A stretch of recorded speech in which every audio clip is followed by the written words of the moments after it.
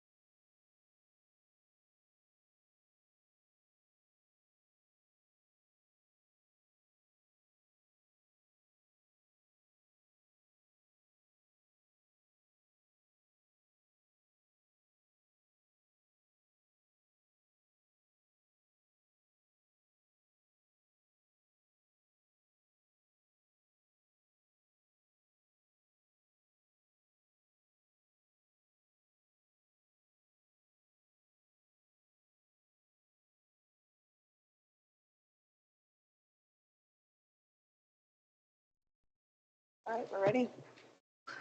Okay, welcome everybody to the public board meeting of October the 22nd. It's good to have you all here today. And as we gather today, we'd like to acknowledge the traditional territories and oral practices of the Blackfoot Nations, which includes the Siksika, the Piikani, and the Kainai. We also acknowledge the Tsuut'ina and Stoney Nakoda First Nations, the Métis Nation Region 3, and all people who make their homes in the Treaty 7 region of Southern Alberta.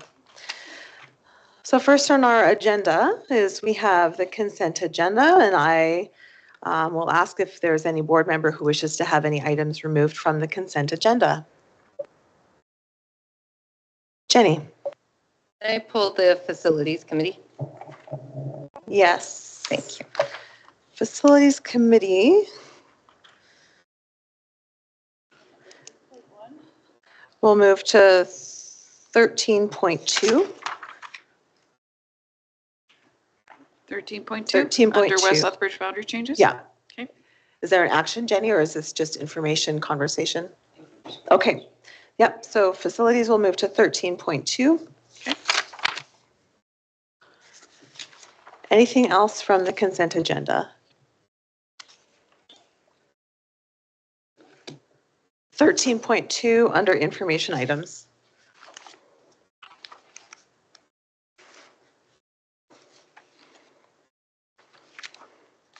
Nothing else? All right. If there's no objection to these consent items will be adopted. Any objections? No objections? Okay, the consent agenda is adopted as amended. And now we will move to the approval of the agenda. Are there any additions to the agenda? Allison? So I apologize for not having a memo, but this was out of a meeting that I had yesterday with someone with the Lethbridge Historical Society. So the item I would like to add to the agenda under 13 for information items is in regards to, it's very exciting. So on December 9th, 1924 was the first time that there was 2 women elected to the Lethbridge School Board. So I would like to share some information in regards to our upcoming opportunity to be a part of some celebrations for that. So that would be my agenda item for that. Thank you, Allison. That will be 13.3. Thank you. Historical Society. Excellent. Anything else? Oh, sorry, Allison. Yep. And then I just had a question in regards to, I noticed in the agenda that action items are moved in the regular agenda there further down. So I was just looking for some rationale on why they're moved. There was no rationale behind that. This is where they were placed in the agenda meeting. Is there a concern with where they are? Yeah, so historically, it's like the order paper would have the associate superintendent reports, the superintendent report, and then the action items. So it would go in that order, is how the agendas have typically gone over the last, as far back as I can look on agendas. So. Well, in our agenda meeting, we apologize for that miss. We just put the board chair report just following the superintendent report. Yeah, it wasn't, yeah, we're missing it on that. Yeah. So is there concern with trustees keeping it as it is?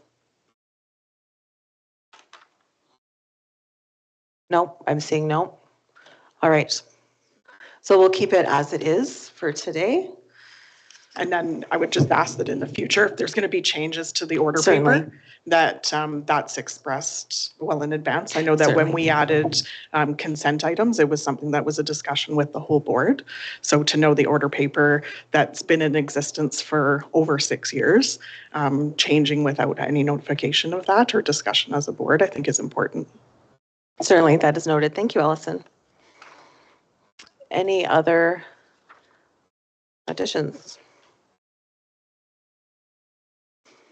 Okay, can I have a motion to approve the agenda as amended, please?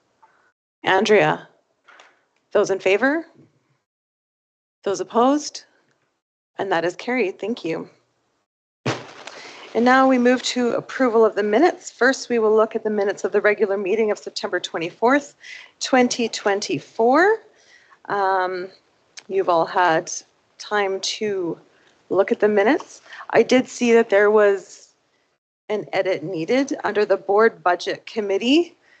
We have a trustee, Allison Steed, with us, and so that's just a spelling error that just needs to be changed. Were there any other changes noted within the minutes? Seeing none, can I have a motion to approve the minutes of September 24th? Craig, thank you. Those in favor? So carried. And now we look at the minutes of the special meeting of October the 9th. Allison. Just a couple of things that I would like to see changed. So I know that on 2.2, it identifies that Tyler was absent for the vote, but for the first motion it does, but the second motion it doesn't. And then Christine Lee had other obligations and wasn't able to be present for the entire meeting.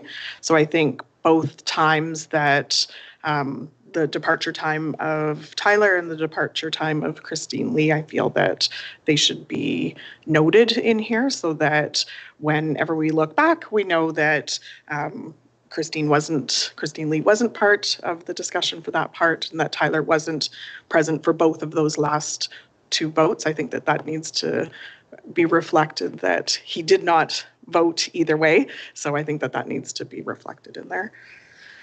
Thank you, Allison. We'll make those changes. And you have more? Yeah. Okay. Just under the motion that I had made. So the last sentence was not actually part of the motion, and it should read after accelerator program. So it should say that the division request accelerator program modernization funds, and that last sentence should not be there.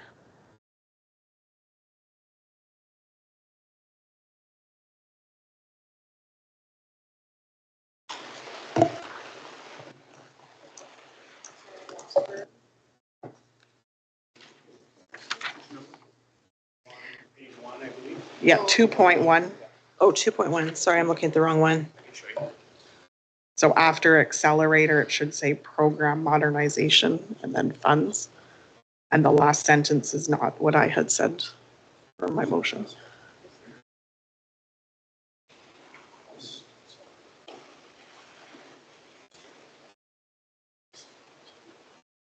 Okay.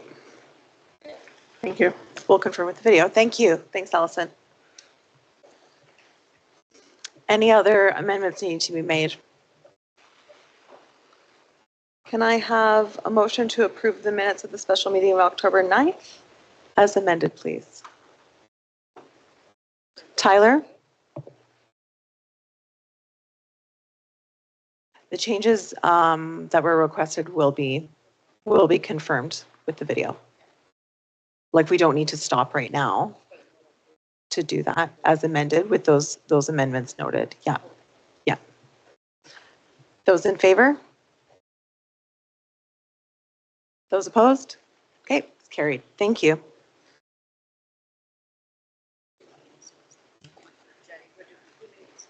Tyler made the motion. Yeah. Okay, there's no business arising from the minutes, so we now move on to Associate Superintendent reports. 8.1, business and operations. Okay, so business and operations. Well, we've got lots on the go. So, of course, West Lethbridge Elementary School boundaries. We did a survey. We're going to talk about that a little later in the agenda, so I won't go over that now. School construction accelerator program came out, and which is good news. And we're going to talk a little bit more about that when in the facilities committee because that was pulled. And let's see, Galbraith modernization. Wow, they're really trying to move at right speed with this one. We have our design architects already procured by Alberta Infrastructure, which is Ostrich Taft Architecture, or affectionately known as OTA. OTA is the bridging architect on the West Cooley Station Elementary School, so we're very familiar with them and have worked alongside them for a while. So this is good news to have them on board for this project. They're currently in the process of trying to get some studies done on the site, to do some boring of holes and things like that. So we're trying to coordinate that, as the site is also the city's Lethbridge's. So we'll be working through that as we go through, and then they're going to be moving on as quickly as they can to design. So that's exciting. Finance, our auditors are on site. Actually, they're taking up space in my office, and they won't let me charge rent, but that's okay. They're in my office if you want to stop and say hello, and they'll be conducting the audit. Each year we do choose schools to be audited for school generated funds. This year we have Chinook High School, Senator Joyce Fairburn, Dr. Proby, Emmanuel Christian Elementary, and Mike Mountain Horse School. And so the auditors are reviewing the practices and procedures for school generated funds for those schools. And then, of course, we'll be presenting the audited financial statements on November 26th, so at the conclusion of the audit. Transportation, we had an exciting event that happened with the signing of the school travel plan. City of Lethbridge, the Nicholas Sharon Elementary School, along with facility services, our community partners of AMA and Lethbridge Police, got together to look at safe travel plans to the school, which will result in, the city investing some money in some infrastructure to make the area safe. And the school division will be doing some support as well. And it's a really good initiative, and also to encourage kids to walk to school, so, which we want active transportation. Technology. Well, I'm really excited. We just received news that this last week at the Alberta Teacher Leaders in Education Conference, that Jesse Sadlowski was recognized with a Pillar Award. And Jesse has been recognized as a leader in the province for providing tremendous support, not only to ATLE as an organization, but also to the other school boards, and making sure that always sharing best practice and advancing technology in the province. And so they recognized him with that award. And so very special. I'll have pictures of the award in my next report next month. But very, very excited. The AI committee, wow, over 100 applications for that, to sit on that committee. So very exciting. Of course, they can't pick everybody, but they will provide some options for people to provide feedback if they weren't able to be on the committee. And then Cyber Alberta, the team also is involved in attending. This is the first time they've been able to attend Cyber Alberta, and it talks about provincial initiatives as well as division initiatives for protecting against cyber bad actors. And of course, it is Cyber Awareness Month. And so just reminding people to make sure you have a strong password, because passwords will, if they're, don't use 1, 2, 3, 4. So I can say that's not a good password. So it's right there. Occupational health and safety. We're pretty excited that we're able to provide some training for our QP 290 staff. Later this week, we have the training being provided by Alberta Association for Safety Partnerships. They'll be delivering to our caretaking maintenance personnel an information session on injury prevention. The 290 staff, they're quite often doing a lot of movement with equipment. They're also lifting and carrying things, and so we want to make sure that we're preventing some of those repetitive strain injuries as well as back injuries. And so we'll be providing that. They're 2-hour sessions that they'll participate on over the 2 days. And yeah, that's about all I have. Thank you, Christine. Are there any questions for Christine with her report?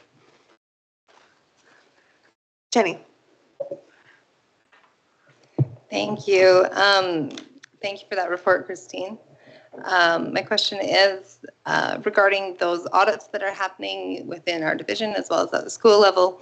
Can you tell us a little bit more about the process and how we select which schools that audit happens at, and then how that audit serves to support and inform the operations at individual school levels?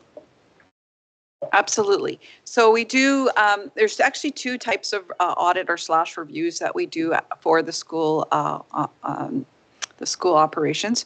The first ones they're called internal control reviews that we do each year, and we bring the list to inform the audit committee. Those internal control reviews are more educational pieces that we sit down with if there's new school administration or new school, like a person handling the funds, business support, or a secretary involved with the accounting. We sit down, we review our policies, our practices, our procedures, make sure that they're well understand the internal controls. That's one piece. The audits that I was speaking to, the school generated funds audit, are audits that we ask our external auditors, so BDO, that they conduct, and they go out and they do a sampling of their records, and they and also make sure that, you know, the procedures and practices are being followed, not to the same depth that we would do, because ours is, again, more a training process that we go through. How we select those ones for audit is on a rotation. We take a look at, you know, when was the last time roughly that they were looked at, and then we select them from that. So we give them to the audit committee, and the audit committee approves those selections. So, okay. Allison. I just wanted to make comment in regards to the school travel planning that happened at Nicholas Sharon. So just to tie this back to the governance piece of it is that, and I don't know, Mike, if this is something you'd want to put in the us working on some of the things that our board has approved. So our board did approve a motion in regards to safe routes to school, and working together with the city and community partners, and just looking at how this really did bring together a community at Nicholas Sharon to look at how they can make things safer for the school zone, as well as looking at the wellness and how our students are getting to school every day, and just really focusing with families on having conversations about that. So I do think that when we look back at some of the actions that have happened that came out of this board, I know that it didn't happen because of this board, but I think that it is important to recognize that there was a board motion on safe routes to school, and this is definitely something to celebrate, that we have our first school in our division that has completed that, and there's lots of work still to do on it, but the signing did occur after a year of work with Nicholas Sharon, the community, and the partners as well. So thank you. Thanks, Allison. And I want to thank you. I know you were wearing your ATA hat.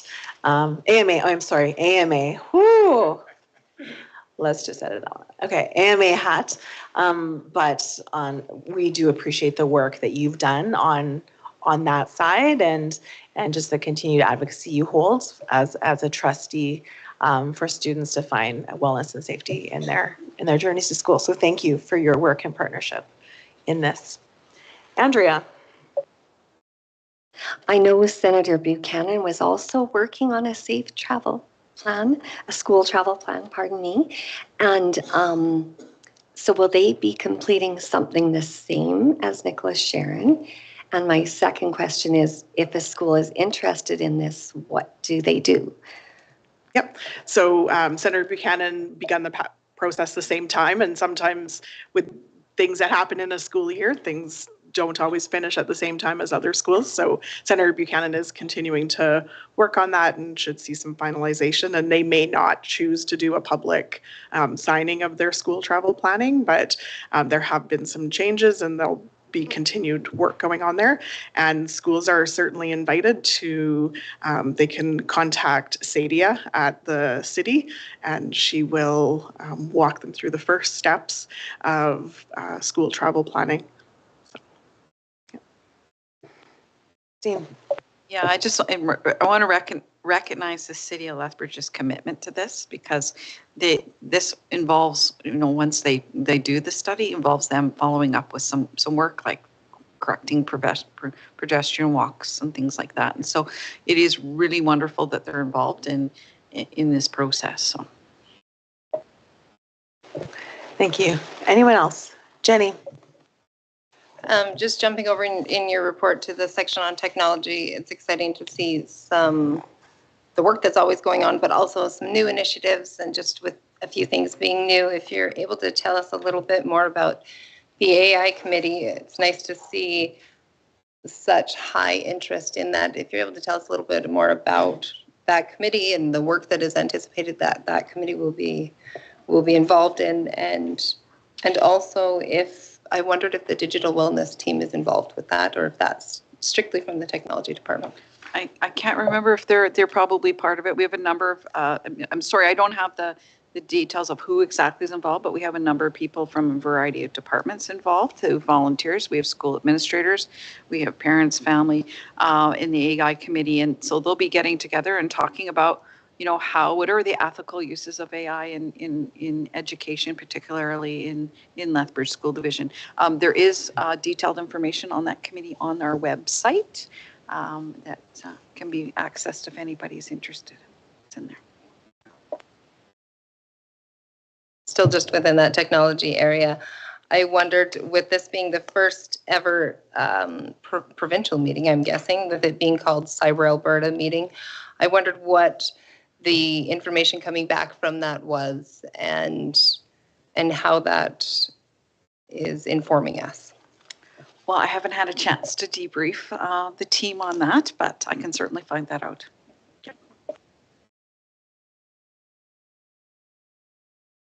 Excellent. Any other questions?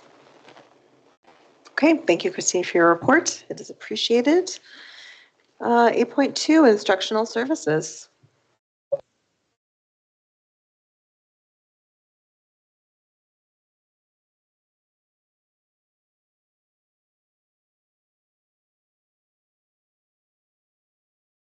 We go. I keep thinking the button with the light on I push, so I can't figure them out very well. Lots and lots has been going on in instructional services. Just a couple quick highlights for you. Do want to say thank you to Allison and Andrea for attending the City of Lethbridge Business Award on October 9th. It was really exciting to see Joel Tailfeathers accept the award for Truth and Reconciliation Business Award in Lethbridge. Pretty awesome, and really recognizes the great work that our Indigenous education team has been doing, and the rest of our division as well. Some quick information, because I know there were some questions last time just around ISP work and where are we going after our diversity and inclusion parent table event in late May. And Jackie and her team have definitely been doing a lot of collaborating. Just recently we had a presentation to our administrators around the feedback from instructional support planning conversations with our parents. I really liked this little sheet that she put together because it talks about the current practices that have been happening, what the feedback was generally that was given that have now created some actionables. So, it's there for you to read and to review, and I think it's really lovely to see the work aligning with what Erin is also doing within instructional services around new report cards. Of course, we talk about reporting and assessment. Instructional support plans also are a method of reporting and assessment. And so we really are, as much as possible, trying to align inclusive education and curriculum and learning in that process. What else is kind of cool? Oh, November 13th. So Kaysen and Sydney are sending out today through Garrett. Thank you if you've done it already. Registration for our evening event on November 13th around feedback from our procedure that has involved a lot of work from Mike with our digital use. And as well, there will be some really great education points. I think one thing Kaysen and Sydney both indicate is they keep receiving questions from parents around how can they continue to support their child as they navigate this really challenging world of digital navigation, right? And so They also will have a portion of the evening. Our infamous superintendent will also be taking some time to do some presenting, and I just want to encourage parents to please register. We have a maximum of 150 that we can register. We're going to be at GS Lakey, and so first come, first serve on that front, and the more people that we get there, the better. Last night, again, talking about reporting, Erin Herkett did a fabulous job meeting with parents who had registered to talk about the new report card process and our new report card, what that looks like, why are we changing. The feedback was really useful from parents, and of course, they've had a method and opportunity to record and share that information, and Erin will be reviewing that information with the report card committee, and we'll continue to meet with parents as we move through this process and gain more feedback once parents receive their first report card. I believe it's first week of November. So I'm looking forward to that piece. And then of course, Amazing Race. If you haven't done it yet, please do before more snow comes. We close October 31st for the Amazing Race. I think last I'd spoken with Deanna, we had over 100 people that had visited the first site. So that's awesome and continues to be really well subscribed. And then lastly, just early learning. I know our board is very interested around maintaining current with our KinderCare program. We currently have 26 children enrolled in KinderCare and possibly one more at Senator Buchanan this next week. So that would make it a fulsome 27 students registered in KinderCare, 2 programs at Nicholas Sharon, 1 at Senator Buchanan. And ça c'est tout. Thank you, Morag. Craig. Yeah, I have there's a number of questions, but first I'd like you to explain the difference between the Spanish bilingual program and French immersion. Like, what is the main difference? Have you got 15 minutes, Craig? Well, I know that French immersion, you start the kids speaking French. Spanish bilingual, it's not completely in Spanish for the grade 1, 2s. And is that correct?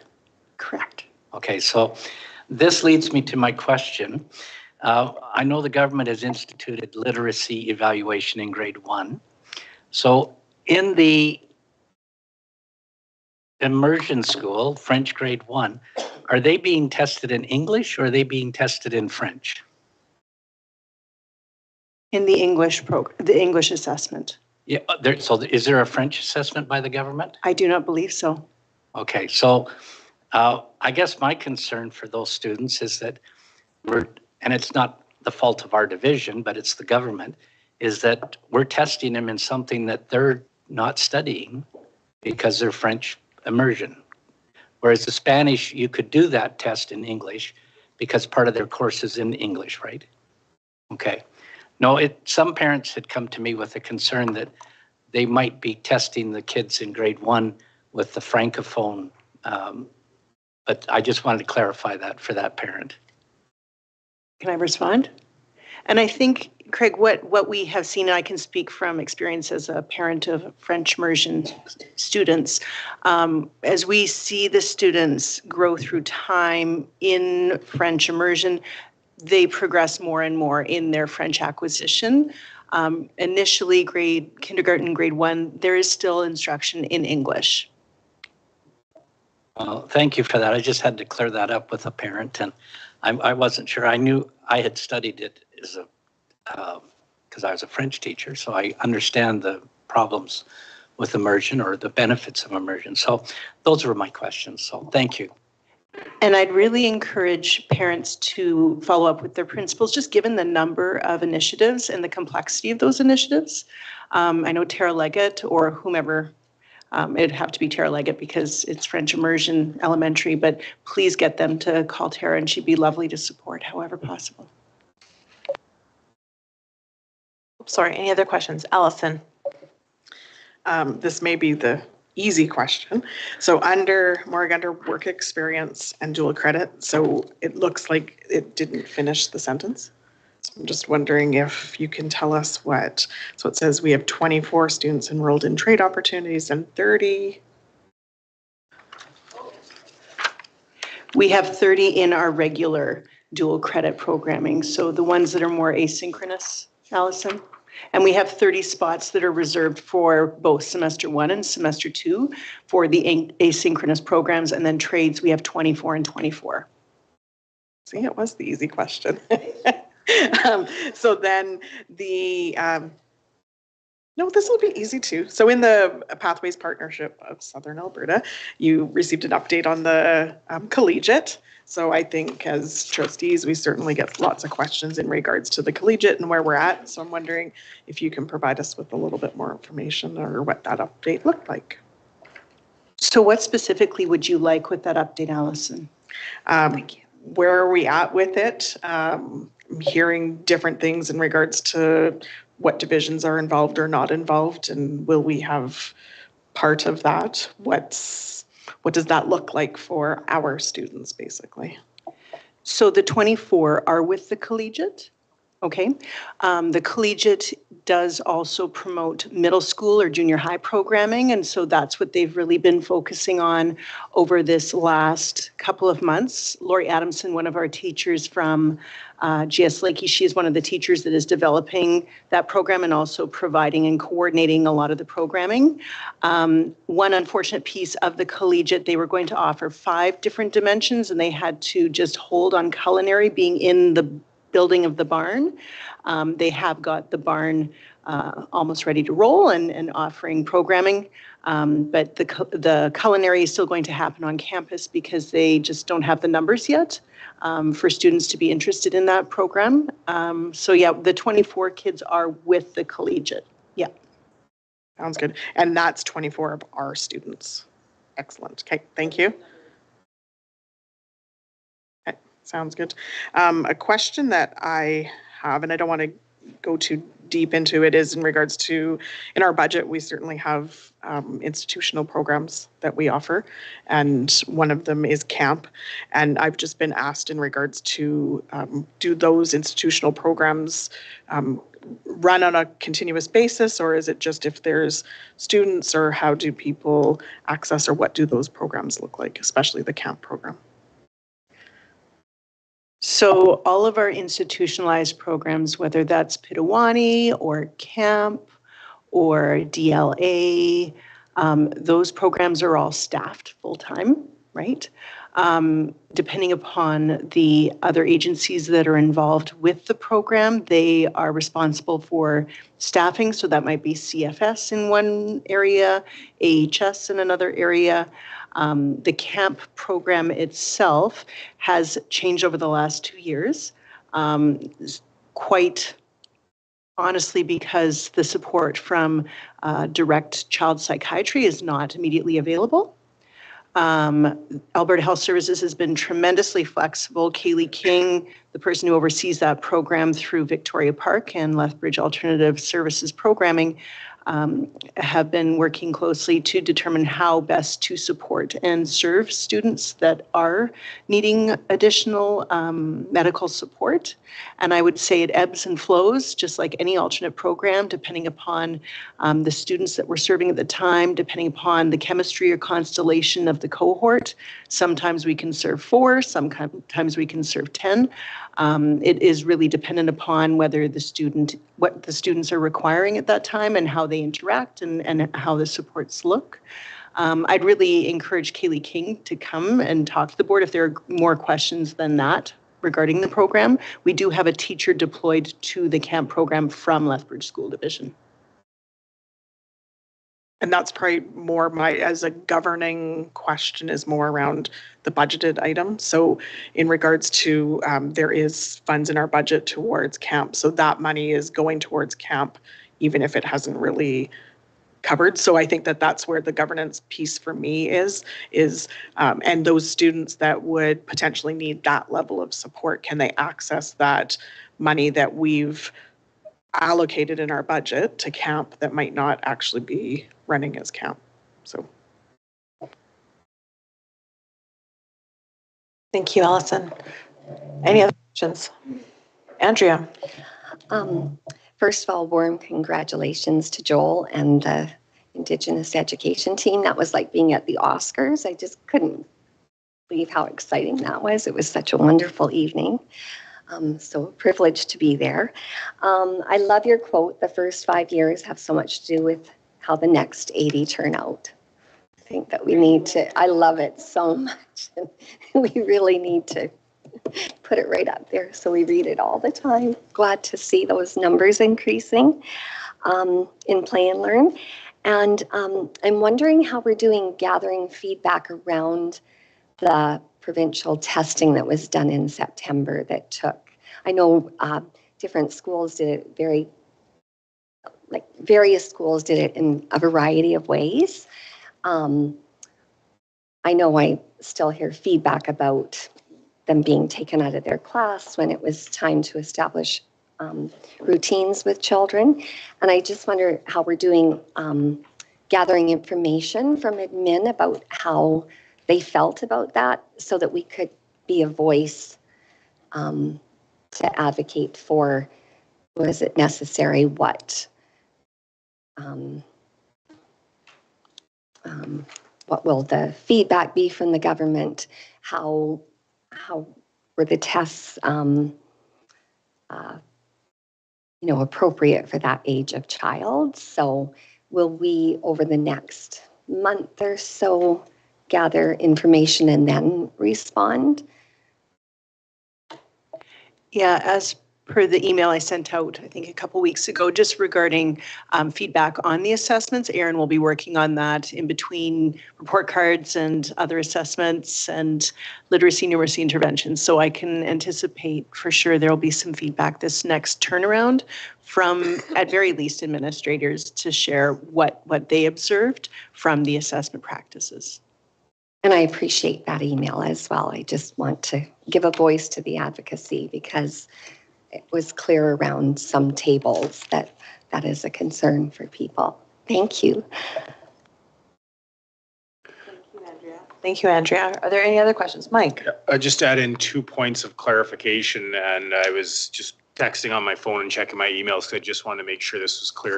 In terms of the French assessments, in the past, they were for some of the younger grades, they were done in English, but now there has been a push, I believe from government, to have them done in French. So I believe this year they did them in French. So just an FYI, in the past, like the grade ones would do some English literacy, and I had to check it, and so I got a response via text, and I also checked an email string that Tara and I had, and her just giving me a heads up, because that might, for some of our younger kids, that might impact the results that they get, because some of them are pretty new to the language. If you're a grade one, it's your first month of school, and you're doing an assessment in a new language, that can be pretty tricky. So I guess the question we need to find out is there a specific test for Francophone versus French immersion? Or do they do the same test as Francophone? That would be something that I think we should find out. Yeah, I'd be surprised if they're different tests. I would assume whether you're Francophone or French immersion, you do the same test, but we can see if we can find that. Because that does make a difference, probably in the results. Andrea? And I think the concern also was a child may not have gone to kindergarten in French immersion, and then they're finding themselves in grade one being tested in the French language, and they have had really a few days at school. So thanks. Absolutely. Thank you, Andrea. Any other questions? And I'll just add one more comment. In terms of reporting, I don't remember the exact details, but I know we did have a conversation with the administrators about the reporting of the results, and schools will do what they can to report them back. But I believe the reports aren't quite out yet, or some have access to them, some don't. So it's going to be a little inconsistent that first round. So just so the board knows that, different schools might have to do different things depending on when they get the results. Can they actually tabulate them and turn them into something that makes sense for parents in time? So just so you know. Thank you. Any other questions? All right. Thank you, Maureen, for your report. We'll move on to 8.3, Human Resources. Robbie. Okay, thank you. Just a few highlights here. You'll notice that the total number of teachers on the sub list is at 159. This is about 20 more than we had at this time last year. Numbers always have stories, however, so I want to tell a story about this number. So if you're hearing in the community there aren't enough subs, it depends on the day. So 20 subs more than last year is definitely moving in a positive direction. However, if we fall on a day with a number of illnesses entered in combination with a high number of professional learning opportunities going on, we may find ourselves short. So 159 subs does not mean we have 159 people anxiously waiting to work and available to work 5 days a week. So, for example, there was a day this month where we had 100 teacher absences, and we were short subs. So there will be, we continue to have days like that. We try to mitigate some of those professional learning opportunities all happening on the same day, but we can't predict when people are going to be ill. So there will be days like that, but the story is we're delighted we're 20 more subs than we had last year, and we continue to try and recruit more to that list. And speaking of sub-lists, our educational assistant casual list is at approximately 75. I'd like to shout out to Dean Hawkins, who helped supported the human resources team with expediting some of the applications that came in. Again, it's a great number to have, especially when we've been so low. However, the story we do have behind that number, again, is we don't have the same availability for everybody that's on that list. So we may have people on that list that can work 2 afternoons a week. So the availability is the context buried beneath some of those numbers. But we're still celebrating those numbers nonetheless.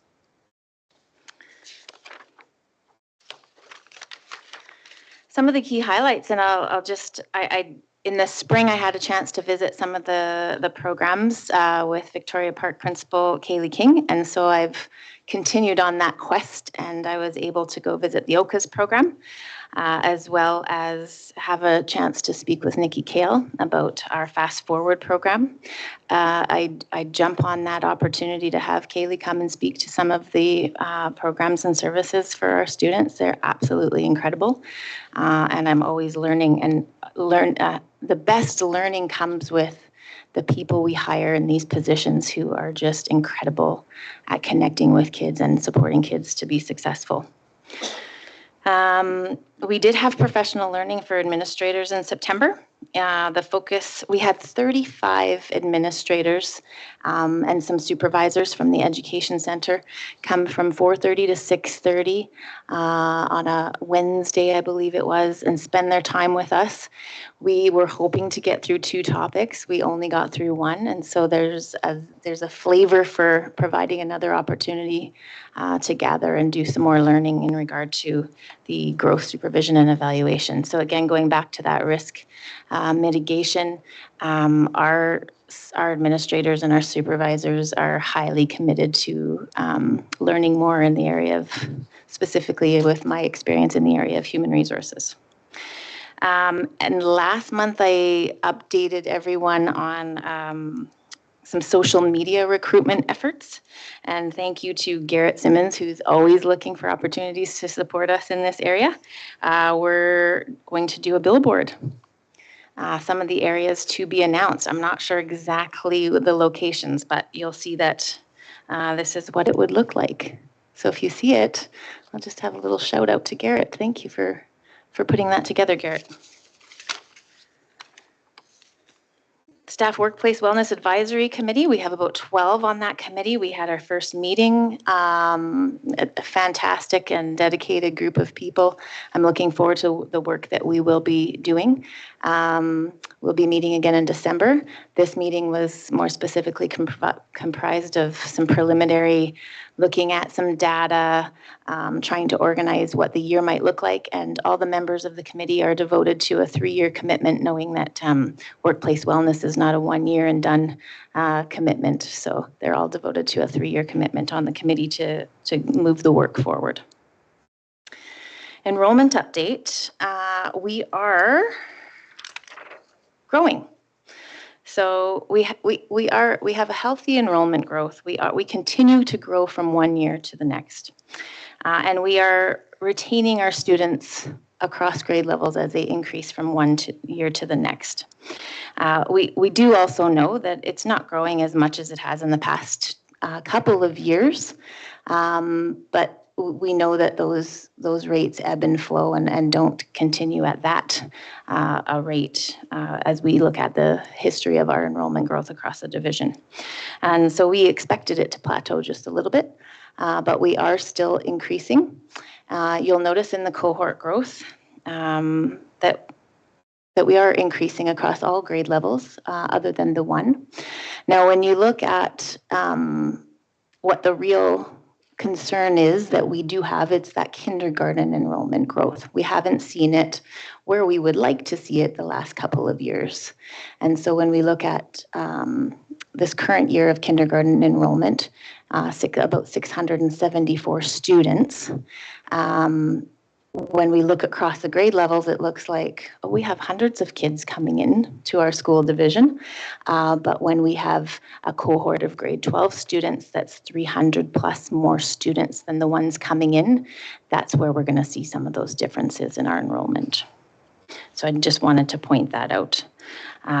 There's lots of different possibilities for our kindergarten enrollment, and I know we'd like to have further conversation about that.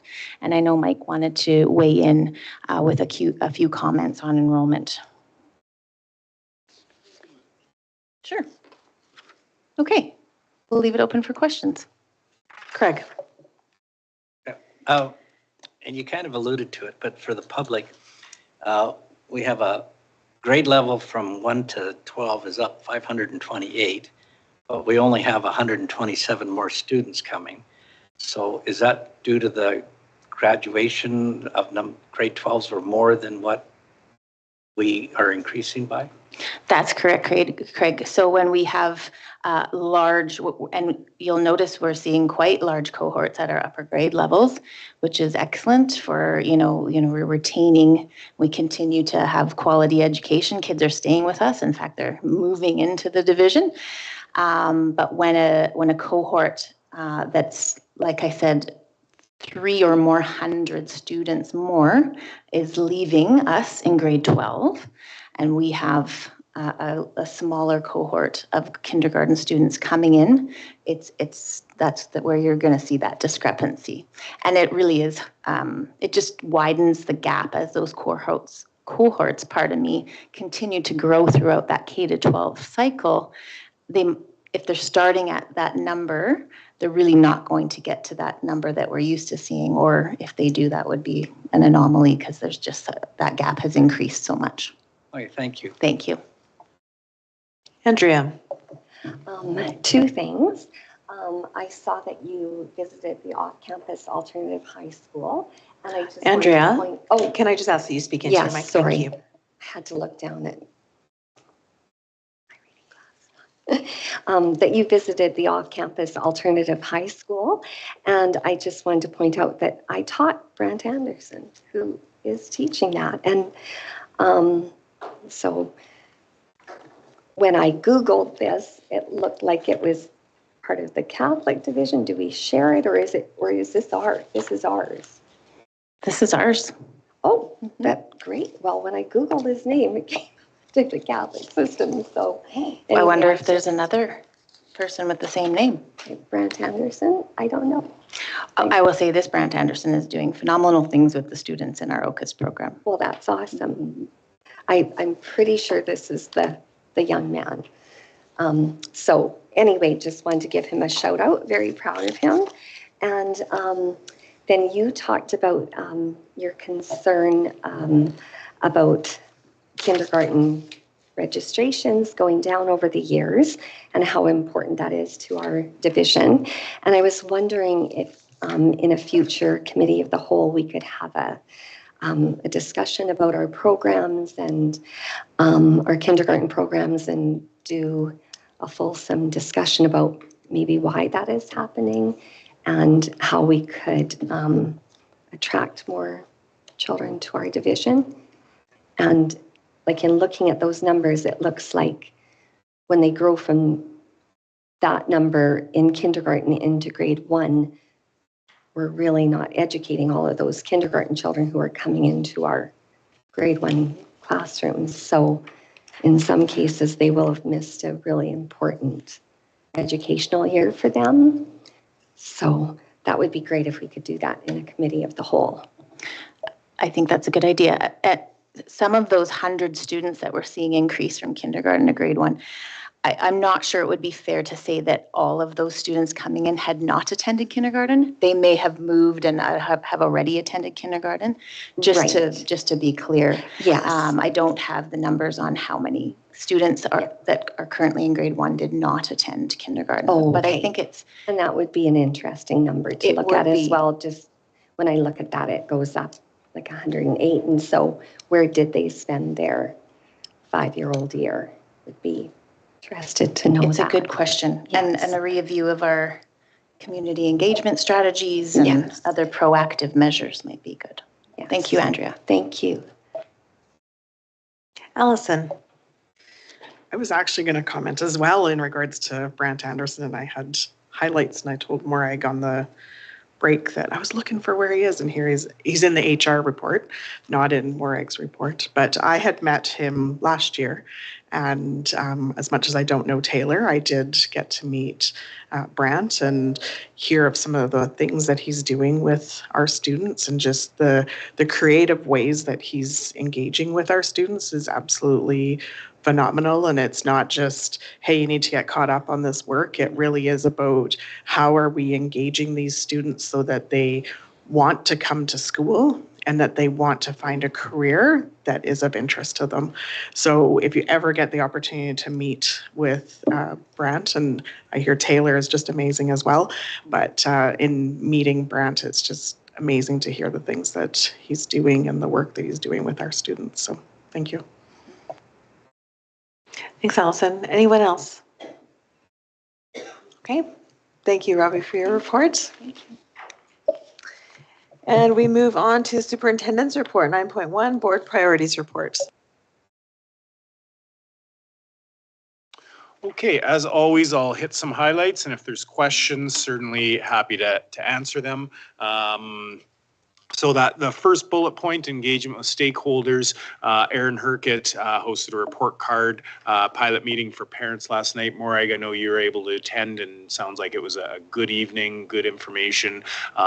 Making some progress on the report card pilot process. Hopefully, what we really hope is that this becomes sort of a framework for something that we can extend out into the division later. We think there's lots of room for improving reporting processes and that sort of thing. So excited to see where that work goes. I don't know where the conclusion of it'll be yet, but excited about that. Then the next paragraph, I won't read through it all, but just always really proud of the work that we do to collaborate with other agencies, with other partners in a whole variety of capacities. Lethbridge School Division we touch a lot of places, and we work very closely with many of our partners in the community. So always appreciate the work that's done by the schools for that. And then innovation and technology. This has already been shared, so I won't go into too much detail, but the technology department was at the ATLE, which is Alberta Technology Learners in Education Conference. Jesse Sedlowski got an award. Christine shared that, so congratulations to Jesse, certainly well-deserved, and for the work that whole team does. And David Harmon did a presentation, and if you know David, he's very, very knowledgeable and highly regarded in his field. And then also there was some conversation about how our division implemented our procedure on personal mobile devices. We've had a number of divisions reach out wanting to use it, that sort of thing, as a template for what they're doing with theirs. So we're always very happy to share that stuff. Okay. Early learning, we'll talk a little bit about that. One of the things I wanted to note, I know Morag mentioned some of this, but under the early learning, I just wanted you to note that we've seen an increase in 21 students with some severe delays.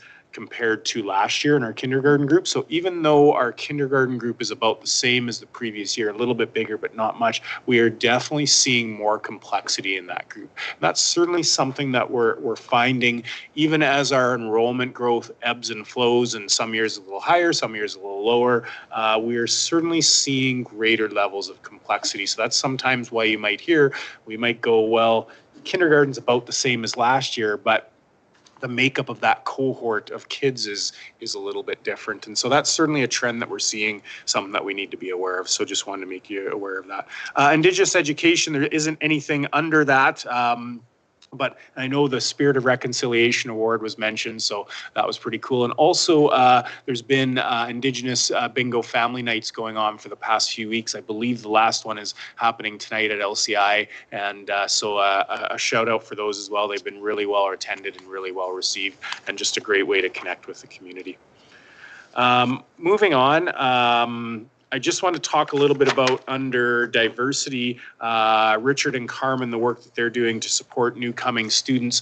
Although, you know, new-coming students is really hard to predict and it fluctuates from year to year. The reality is a number gets locked in on September 30th and that becomes a number that you're funded on. But we continue to intake students and families, and it's really, sometimes you get rushes of families and groups of families coming, and so they continue to do that work, and that'll be ongoing throughout the year. And then of course it's our responsibility to make sure we get students placed and supported in ways that are appropriate. So it can be a little tricky after September 30th. Funding comes in, but we do our best with it. And then last one under professional learning, just wanted to note again, we talk about this a lot, but CEVA training that's done within the division, I think we put a lot of people through CEVA training, and it's really about how do we work with students, you know, that have complexities, and how can we support them in our day-to-day work. So teachers, educational assistants, administrators are accessing that training. So that's it, unless there's specific questions about the board priorities report. Andrea. When a child moves after September 30th, does funding ever follow them from board to board?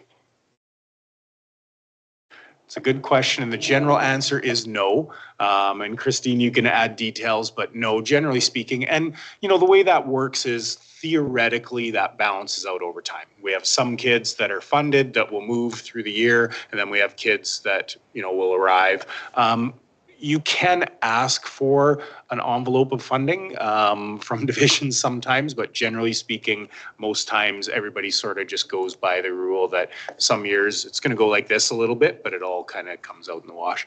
The challenge in our world with the WMA, there's, you know, that's supposed to be predictable funding, that sort of thing. The challenge is when you don't get real dollars for the students that you have, how do you predict when you put your projections in December, what's that going to look like? So you always have to be trying to hold some back, and particularly as a growing division where we're not getting fully funded for all our students, it just gets trickier and trickier to figure that puzzle out. And as reserves come down, that makes it even trickier as well. So it's a real challenge for us.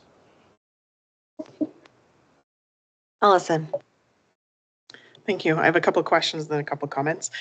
So the first question is under the collaboration with school authorities, municipalities, and community agencies. So the second bullet, the careers next generation, covering a portion of the positions that we have. So is that like there's government funding that they receive that they're then offering to us? Okay. And then I know in the past, like career transitions is also out there, and they do a lot of stuff too. Can you tell me a bit about so we pay a portion of this career student support worker. Is there other funds that we then have to pay for other things, or like where are we at with career transitions? Or if you can speak to that, either Mike or Morik. Yeah, we're really lucky to have the level of support, especially Next Gen, as they've started to invest in the South significantly more, specifically Lethbridge. I think in the past, Next Gen primarily has been working with rural. I think probably because Andrew and his team do such a great job in Lethbridge. And if we look at our other rural divisions, they don't have the same level of support that we have had in Lethbridge School Division. Career transitions since I've been here, so 8 years, they have been a part of supporting many of the different divisions within the South with things like skills, competitions, and building career awareness specifically around trades. Judy Stolk-Ingram is the director coordinator of that program, and we work very closely with them as well as Next Generation at that Pathways in Southern Alberta table. So I don't feel that either of them compete with one another. They do very different work.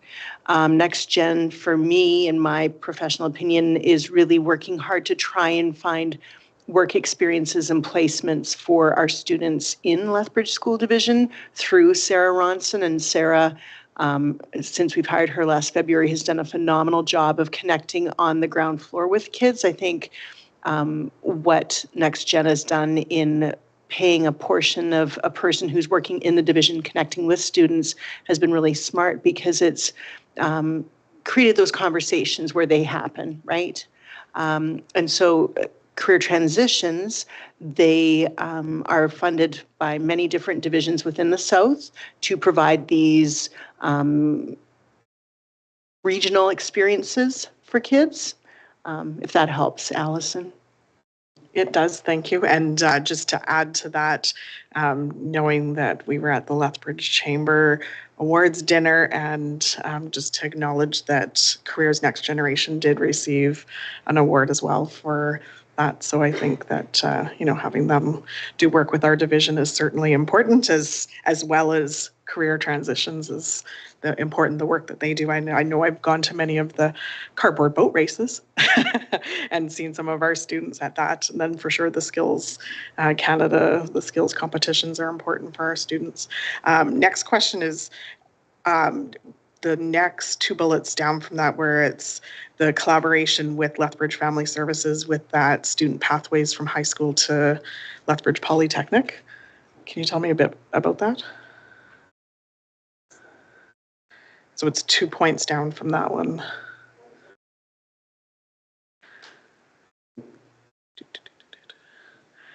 Okay, go up. If you go up to governance, Tina, go up to governance, priority governance. Keep going up, keep going up, keep going up. Keep going up. There it is. And then the fourth bullet down. It's right at the bottom of the screen, Morag. Thanks, Tina.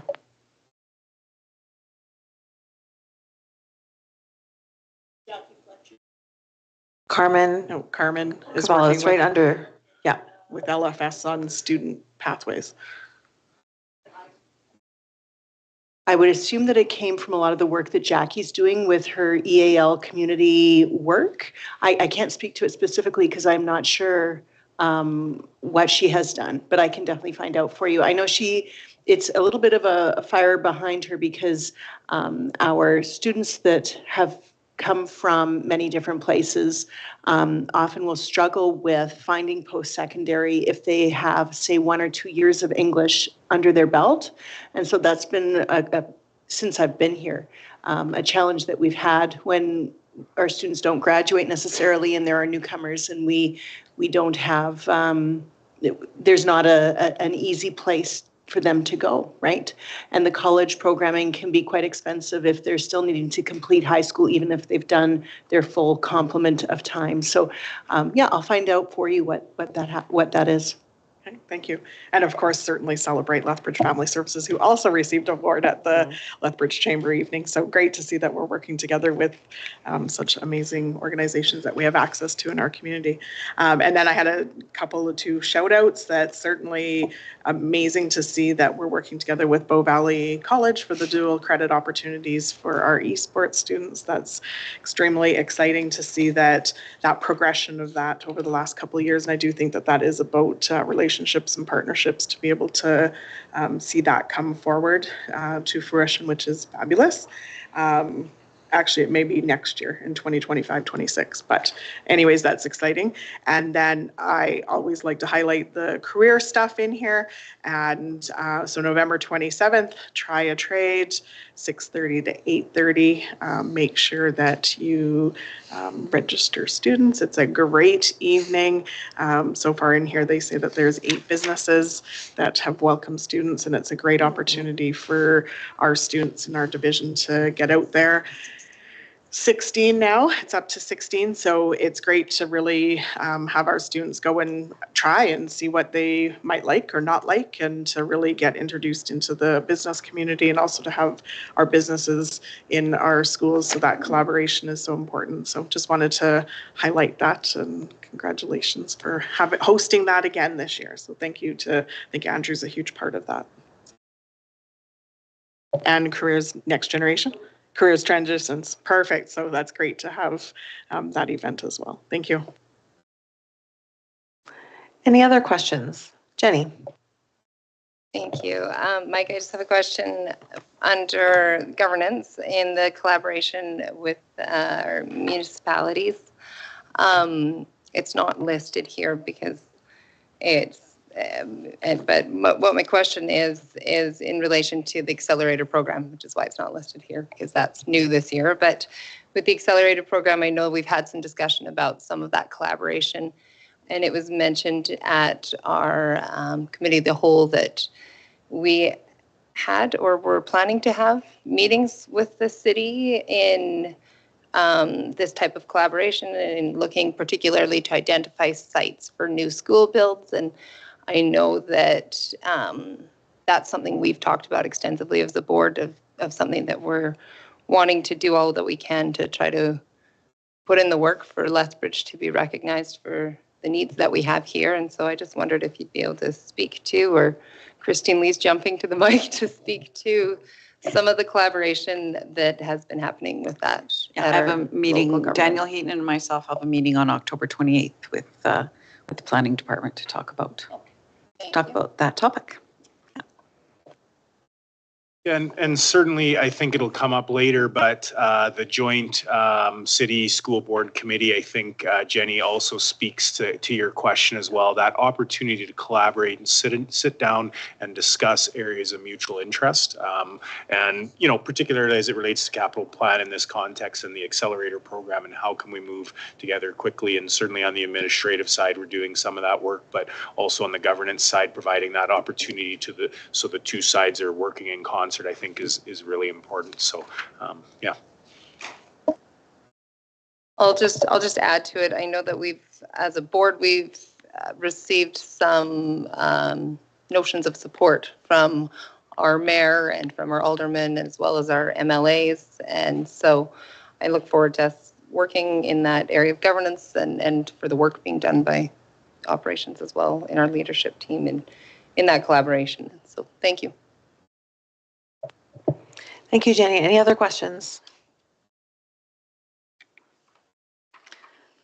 Okay, I would just like to give a shout out to Erin Herkett and her work in elementary report cards, the pilot report cards. I was at a school council meeting, and I saw her video presentation that she's sending out to all elementary schools to show to their parents during their school council meetings. And I know as a board, we've talked about effective feedback and assessment. And so I just appreciate the work that Erin and her team are doing to allow for that to happen. And then I think even just the invitation for parents to provide feedback and ongoing feedback, and just bringing them along the way on that. Thank you very much. Okay, now we will move on to donations and support. Yeah, again, I'll be fairly quick on this one, but incredibly grateful for the support that we get from the community. And you'll see 3 more examples here for Park Meadows, Galbraith, and Mike Mountain Horse. And, these things make a huge difference in the lives of our kids. And as you well know, schools and school divisions are really good at stretching those dollars. And so all of these donations, I know they use them very effectively, and they really positively impact our kids. So again, just wanted to say thank you, and we're grateful for those donations and support. We have a great community that continues to support the work we do, for sure. keep right on going. Sure, yeah, and as per usual, I'll just kind of hit some of the highlights, and if there's something else you want to talk a little more about the schools, then welcome to do that. Always love to brag a little bit about our schools. So Cole Agnes Davidson, as you know, our French elementary French immersion school. Pretty neat that they started off with the Meet the Teacher event before the start of school and the success that they had with that. Now that really helped with the transition to school, so wanted to give them a shout out on that. There is a comment in here about the assessments that were done, and one of the silver linings in the assessments, there's no question there's some challenges with those assessments. I had an opportunity to sit in on some of them because I wanted to see them for myself, and yeah, lots of things that I think can be cleaned up and improved. But absolutely one of the potential advantages, as they note in here, is that one-on-one time with their teacher early in the year. There's some real benefits in that. Then as you read through, I mean, once again, like all of our schools, just so many different activities, handbells, all sorts of sporting activities, that sort of thing. So just a lot going on at the school. And then I also wanted to, you know, towards the end, they talk about the French culture, and that's something that they've really tried to focus on at Cole Agnes Davidson, is that, you know, it's not just about language acquisition, that the concept of French immersion isn't just about the language, it's also about the culture and how do they promote that. So I know that's something that they're very passionate about.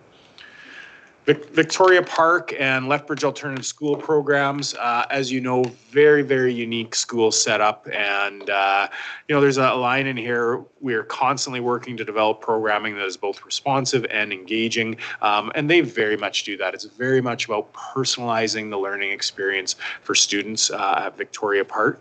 And I can tell you, if you look at their numbers, their enrollment continues to grow because there's, you know, a lot of people who want to be, a lot of students who want to access Victoria Park because of the good work that they do. You can just see the list of different options that they provide and various activities.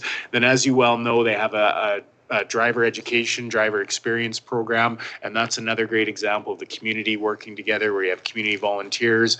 Basically what the program is, we received a donation of a car, assistance with a car, and basically students who have their learners can go and drive with a volunteer and practice to get their driver's license because they may not have access to a vehicle. So we're pretty fortunate to have that community support and appreciate the work that they do at Victoria Park. And then the last one, Chinook. So again, you're going to hear that same theme, you know, the pride that they have in their extracurricular programs and the work that they've done this year and the number of programs that they offer, and, you know, their focus on competing with character, I think is really, really positive. They talk about the Tri-High Autumn Band Concert.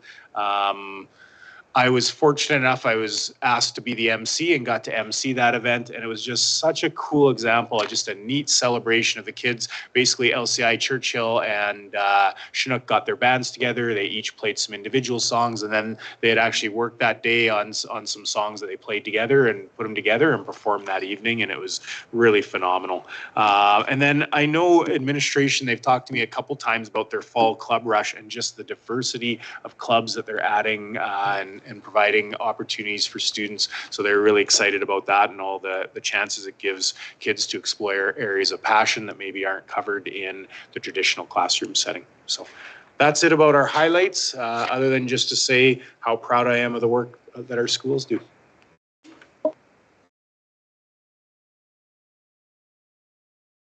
Great, and then let's move on. Oh, sorry, thank you, Craig. And this is a comment I'd like to make about Victoria Park School. I talked to a parent that had a daughter that went there. And I'd like to make sure that we don't have the public thinking that this is a school for problem kids. Because he said his daughter was an A student, but just could not handle the regular high school students.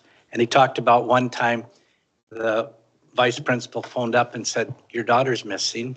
But we went out and looked, and she was in the car with all her books spread out studying. So I just want to really send my kudos to Victoria Park. The teachers do a wonderful job. They get a variety of students, and they meet their needs. And that's really important for the public to understand. And I really appreciate being able to go into that school on a regular basis and just see what's going on. So I just want to put a kudo out there for that school. Thank you Yeah. very much, Craig. Yeah, thanks for sharing that. And I think that's bang on. Just to add to that, yeah, it is. We have a variety of students that access Victoria Park for a whole variety of reasons, no doubt about it. Any other questions or comments? Okay, keep on going. Okay, I think we're into calendar, and I was joking with Christine and Allison that because usually I just go, "Oh, here's the calendar," and then the board trustees are pretty good at picking out things that we need to change, that sort of thing. But there are a few changes in here, and of course we're open to any other changes. And Craig, while you're talking, I was just trying to open my calendar to make sure I had some of the dates correct. So as was mentioned earlier, there's a digital wellness, and it really should be. I think we need to change that title because it's actually Technology Engagement Night, and it's on the 13th of November. And trustees, you are certainly invited to that. We will send out, I believe it's the 13th. I need to check that date. Is it the 13th? Okay.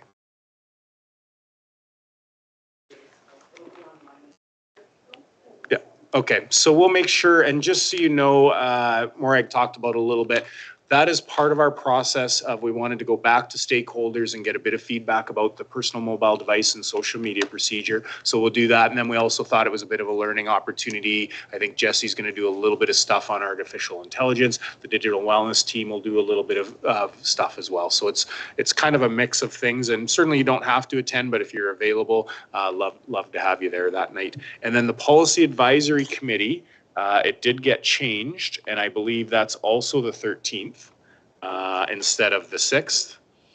So we did make that change.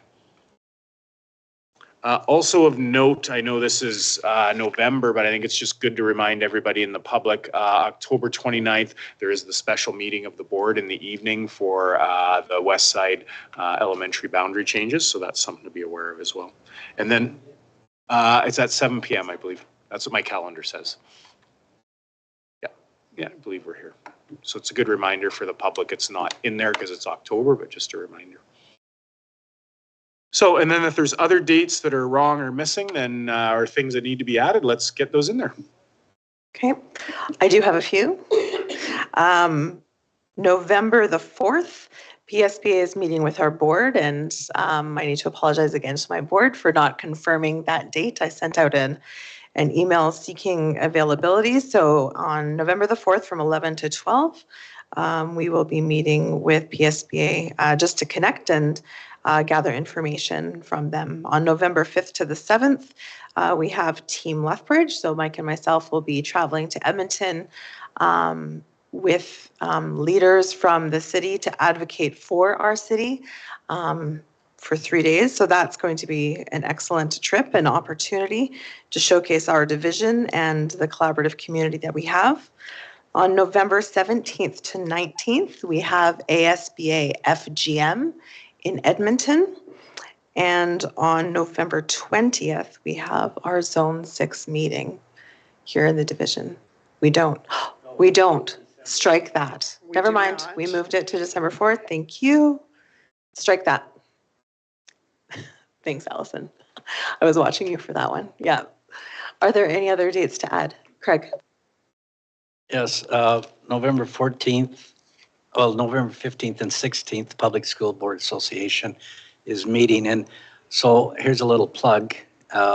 They've changed it so it's Friday, Saturday. And so if you're up there for ASBA, you might as well come up a couple of days early and get into some good PD and get to meet some of the people in public school boards. And just back up, what time is our meeting on the 4th? 11 a.m. to 12 p.m. It is an hour. All right.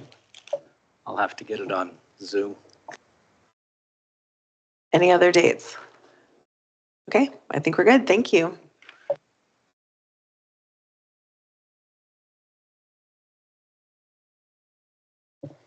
Okay, next on the agenda is Board Chair Report 10.1, Response Discussion to the Public Presentation.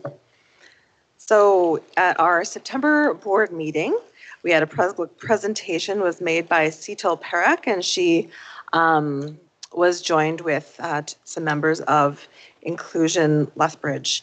And her presentation stemmed from the Parkland School Division's current practice and the desire to have an effective and collaborative process with greater parent voice input.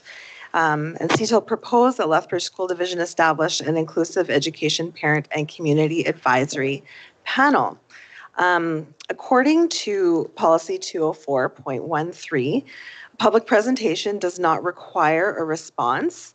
Rather, the information given will be taken into consideration. And I did believe that with the context of this subject presented, that a response was warranted.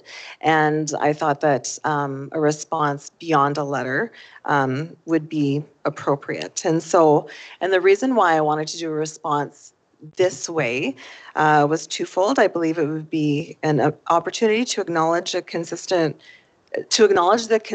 request, I think, that we've heard as a board for strengthening parent voice and the process itself within inclusive education and the participation and an increase in strength to communication. And two, the opportunity to understand what is happening and what is the vision for inclusive education, and if this call for parent voice and participation is being considered. And so my recommendation was that the board be advised of the work currently happening in conjunction with inclusive education, and to discuss the opportunity for further communication of information to the board on this topic. And so I know, Morag, you touched lightly on within your report, and so I am just wondering if there is further information that we're able to receive as a board on this topic. And I know, I'm not sure if other trustees have done so, but prior to CETL speaking, I did go to Parkland School Division and look at their advisory panel terms of reference, and it's definitely fulsome with the process that they have and the values that are represented within that. So Morag, I would just invite you to share if you have any further information on this topic. How much time have I got? Again, I want to be really mindful of time. I think if we're wanting a report specifically on inclusive education, I'd feel respectful to have Jackie Fletcher present on her portfolio directly. I oversee it, and I certainly see the busyness of what Rebecca Adamson and Jackie Fletcher and Rochelle Neville and Carmen and all of the SLPs and our OT who's on mat leave do, and our psychologists do on a day-to-day basis. I think some really interesting conversation has evolved over the last 2 years, specifically around what does parent engagement look like and what does involvement look like? And I think what we're reaching is some really interesting aha moments that I think we need to really understand what does that look like when we say parent involvement? What is meaningful parent involvement? What is our parents' perspective of meaningful involvement? What is our teachers' understanding? What is our principals' understanding? And so in the ISP breakdown of some of the work that Jackie's been doing as a result of the DIPT, some of the follow-up has been around communication. So what are effective communication practices for our schools, specifically in relation to ISPs? But I'm hopeful that we'll have greater conversation. I mean, I look at our most recent government results, and parent engagement is declined in most of our schools, right? So there's a perception, or there is a reality, we don't know, around parent engagement. So what does effective parent engagement look like? So that's just my own sort of soapbox aside. When we talk about inclusive education specifically, and we talk about the work that we're doing, Jackie's done a tremendous amount of work with Carmen and Richard around English language learners, knowledge employability. Jackie and Rebecca are going to be working closely with our teachers who are currently working on knowledge and employability programming. Occupational health and safety, Rebecca Adamson follows up on all the reports related to any kind of safety concerns that present in schools from students who may have challenges. Jordan's principal, we have a tremendous number of students who have been secured with financial support through Jordan's Principle, community work. So Jackie, Rebecca, Rochelle meet with everyone from Bridges to Lethbridge Family Services to FSCD. And I know you're going to ask me what that means, Craig, because I used acronyms. And I think that piece is instrumental as well around how we continue to work with our community, our supports. EA supervision, EA allocation, staffing and supports, SLP, psych, LST, EA training, Parabytes. Rebecca spent a tremendous amount of time there. When it comes down to actual parent engagement, the diversity and inclusion parent table did evolve. Diane McConnell's actually one of my family's best friends. My parents started a running club up in County of Parkland together many, many moons ago. And the DIPT started because of the work that Diane had done. And Diane had shared at our most recent meeting in Parkland that she wished that she would have reached out to more parents. And I think when we started the DIPT, the Diversity and Inclusion Parent Table, we recognized that we didn't want to just tap into one minority, but we wanted to be inclusive of all minorities, because what we know through universal design for learning, what works for one student often will help support the learning for other students. And so we wanted to engage as many parents as well in that conversation, because what we can learn from one parent and one student situation can also support another parent.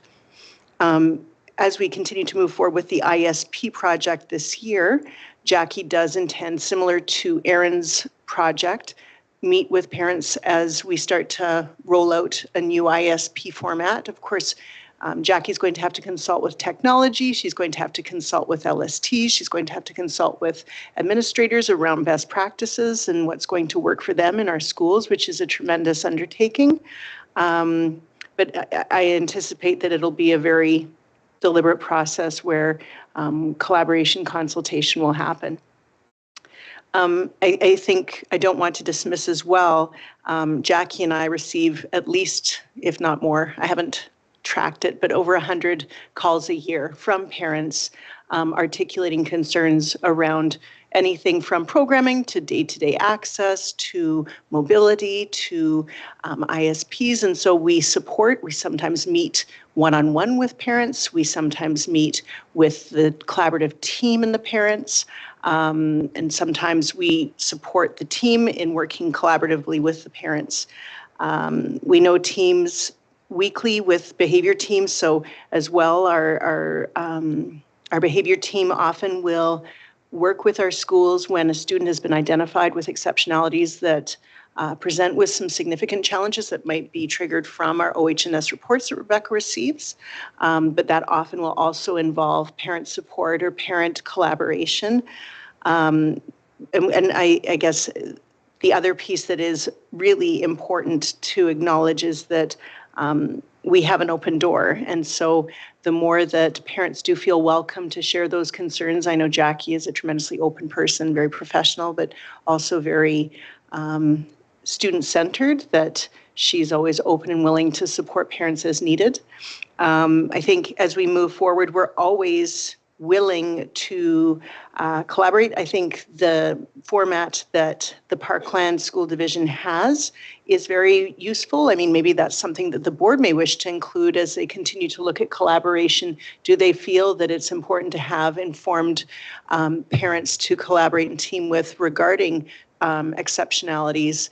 I'm more than open and willing to say, sure, we can go this way. Do we continue with the diversity and inclusion parent table opportunities and experiences?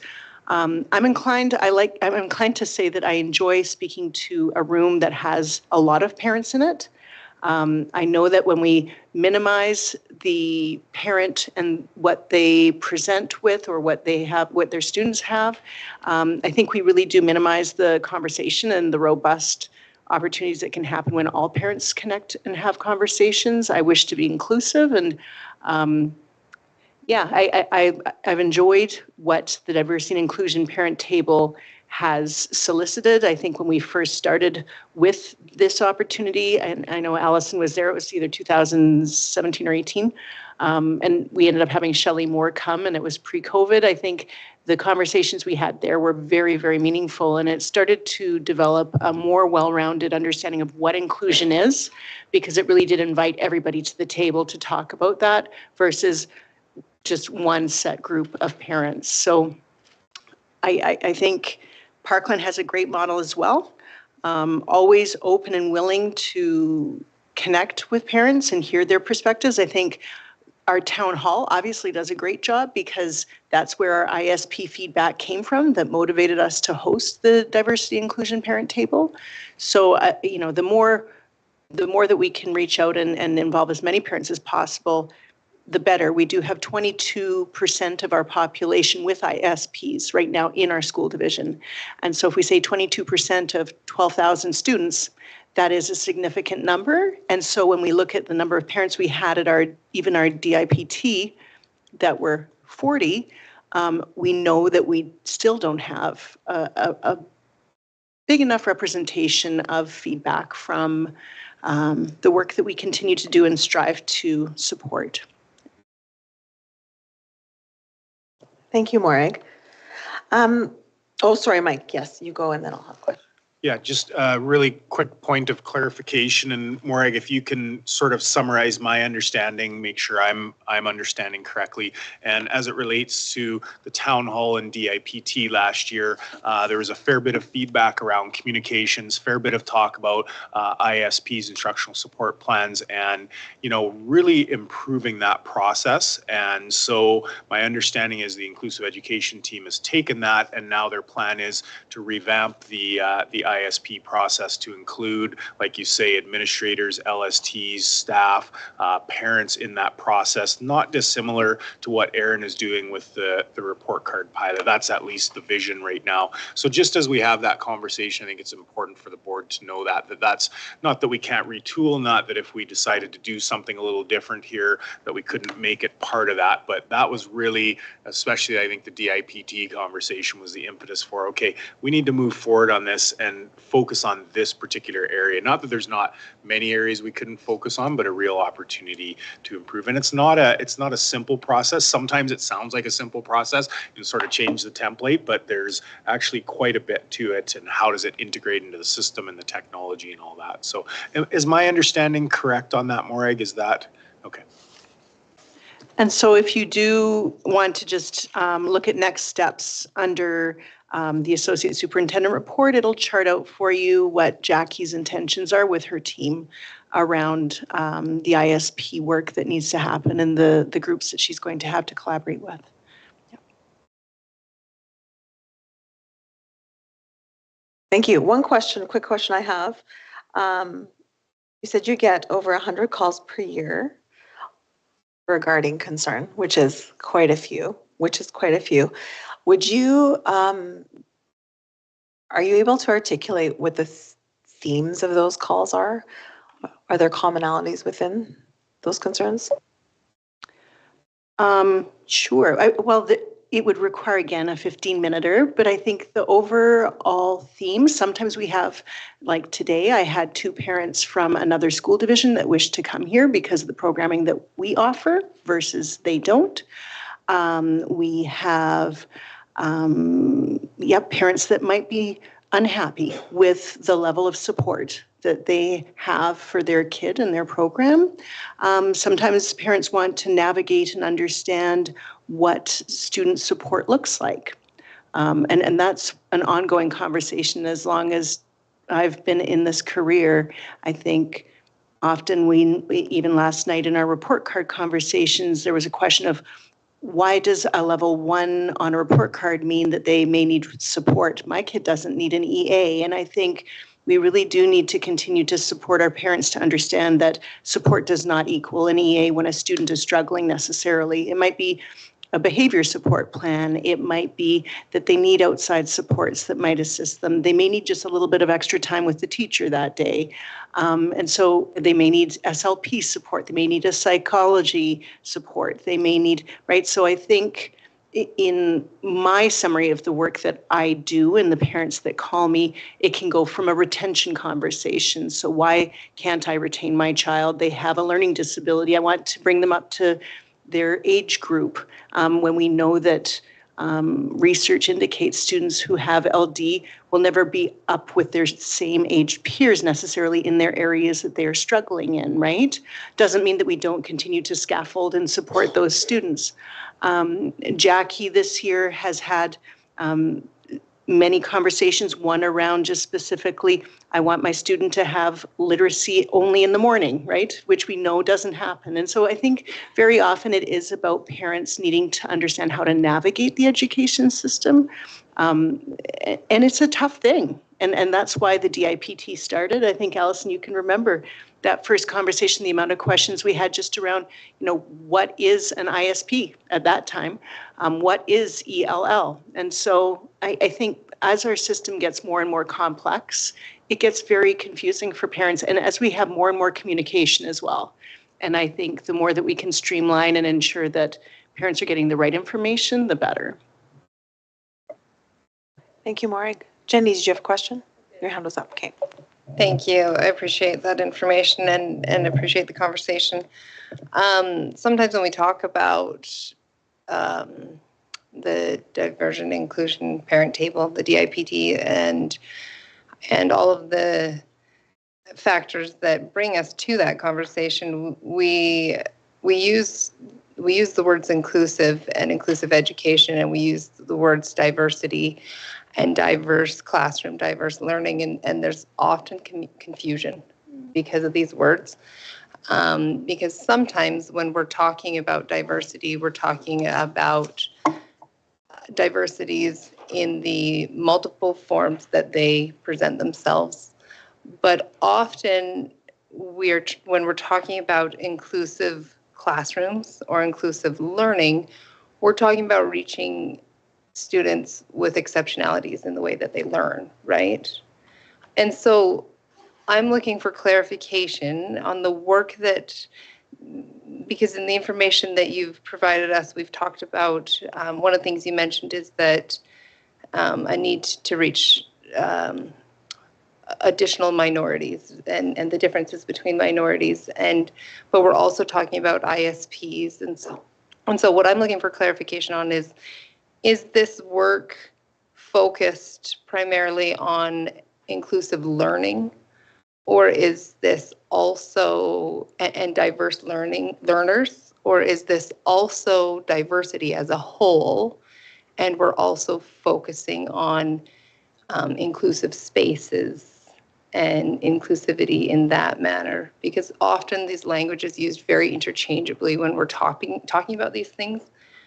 And I think that there is sometimes confusion, and even for myself, often confusion in, are we focusing on the classroom or are we focusing on environment? Does that question make sense? I can start and then you can jump in if you'd like, Morag. And it's a very good question, Jenny, one that I've heard as well, and certainly something that I had to wrap my brain around, particularly last year. But okay, so what is DIPT? And certainly I felt last May, and the work that's happening now has been very focused on learning and instruction in the classroom. And the focus specifically is on instructional support plans and how do we improve those. So that's really the focus at this time. And I think, I don't know the history of it, but I think generally speaking, it has been focused on primarily on learning in the classroom and complexities in the classroom, but it hasn't always. I think there's been times where it's been more of that diversity, whether that be cultural diversity, a whole variety of different diversity that we have in our schools. But right now, the focus is very much on ISPs and how do we improve that process, and that's really focused on the learning end of it. Craig. I would just like to echo Jenny's comments, because the presentation to us was about children with physical limitations and neuroatypical children, not only learning disability, but those that are gifted. And sometimes when we put too many words together in a committee, that's lost. And I would rather see a different table for diversity and one focused just on the inclusive education, which is about learning, however it is. Now, on that, behind this paper, there's another one. I think as board, we have to be very careful and make sure that we say the what is important. So we believe in inclusive education. And then we need to put a how in there, which is the administration telling us how they're going to make that inclusive. And it could be a parent and advisory committee, which I think is an important idea. But that to me is beyond the scope of the board right now.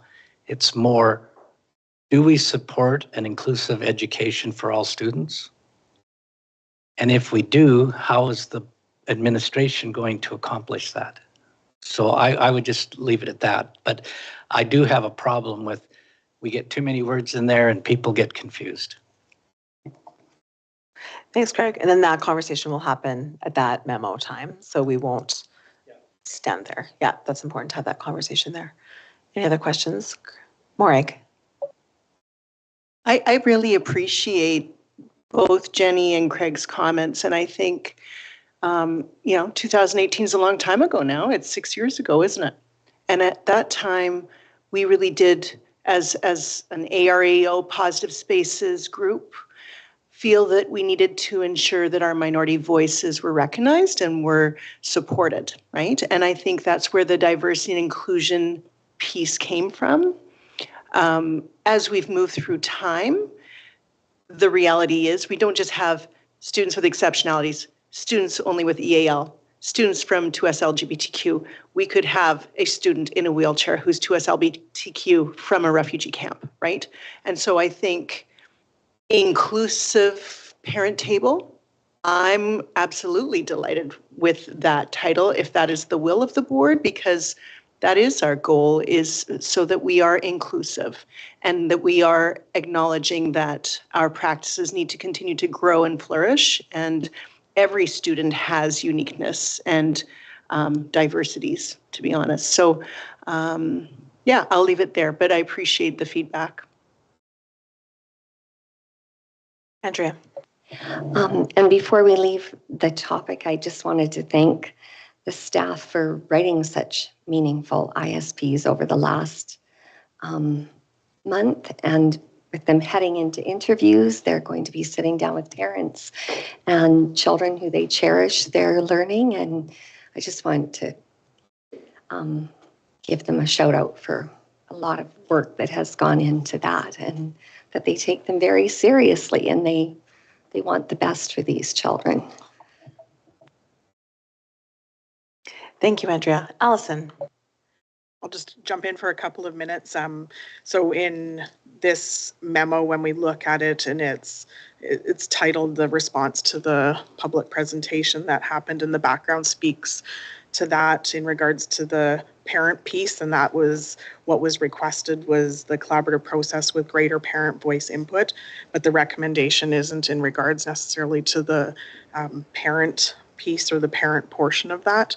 So I do obviously have a memo later to discuss that further, but the recommendation in regards to the discussion was in regards to the what the division is doing. So that's why I'm not having a lot of input into this right now, because the background is definitely different than what the recommendation is in this from my point of view. When you look at, it's the request of the presentation was the parent voice input.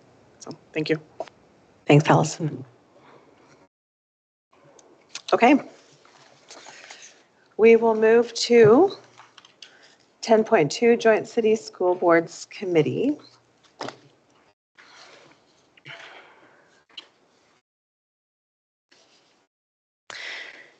Okay, so in your memo, a review of Lethbridge City Council's active boards, commissions, and committees was conducted as per direction from Council. And on July 25th, 2024, the review of the boards, commissions, and committees report was presented to the Governance Standing Policy Committee. Alison Purcell represented our division online at that committee. Within the recommendation, recommendation 5 states that the Joint Committee of the City of Lethbridge and Lethbridge School Boards be disbanded, encouraging schools in the city to communicate directly with the elected boards through the Standing Policy Committee, meeting structure, and administration when required. And so definitely this is a relationship that we as a board, we as a division value. It is a beneficial committee to continue with. There is essential conversation and relationship building that happens at this committee. And so I just wanted to give opportunity to apprise the board of the advocacy work that's happening around this request and this decision. So as I stated, Allison attended the SPC meeting in July and spoke on behalf of our board, advocating for the continuance of it and the inclusion of our board being on the municipal committee, elected municipal members committee as well.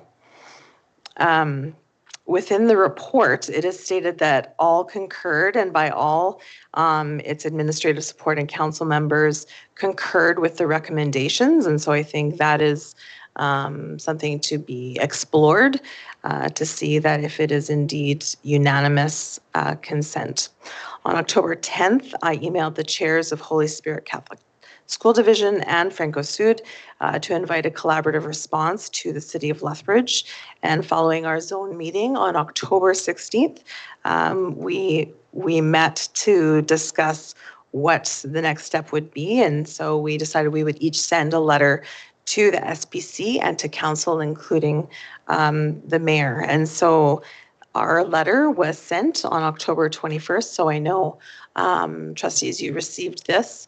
And because this letter came out following our agenda package, we'll be including it in the November agenda package. The SPC, so the Standing Policy Committee, is meeting on Thursday, October 24th.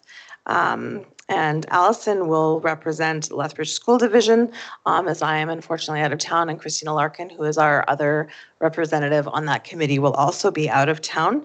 And all three school divisions will have representatives speak either in person or online for this. Key highlights within our letter, worth mentioning to the benefit of this committee, is it allows for formalized long-term planning. It allows for collaborative data sharing. It allows for enhanced transportation solutions. We've definitely had reciprocal conversations on there. It allows for shared understanding of community needs and a united provincial advocacy. I know Lethbridge is known as a collaborative community, and we're, when I've been on past missions for Team Lethbridge, we are known at the provincial level as being a municipality with a collaborative spirit that is worth mentioning and mirroring by other municipalities. And so we are hoping that the recommendation from the SPC to council is to not dismantle the committee.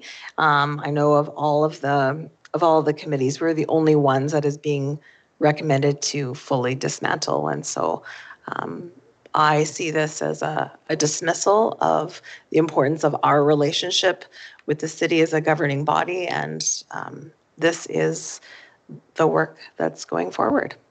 Are there any questions? Allison. Just thank you for the rundown of kind of the timeline.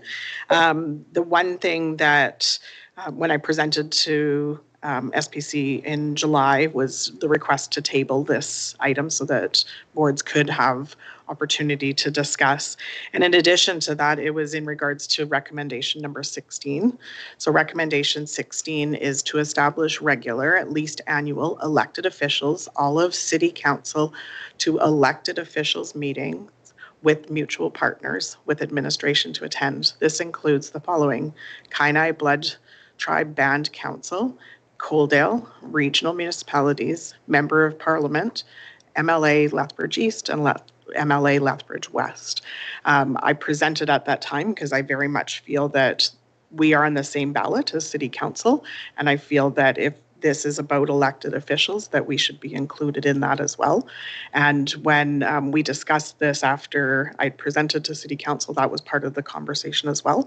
So I'm just wondering where that was dropped and where we're at with that piece, because I think that if this committee is being established, that it would be very important that we as elected officials in this city are included. I think that when we look at how can we collaboratively work when we're advocating for things, that this is ways that we can work with other elected officials that provides us those opportunities to be in the same room as them and to bring up different things, whether it's with the MP and we're talking about Jordan's Principle or National Food Nutrition Program.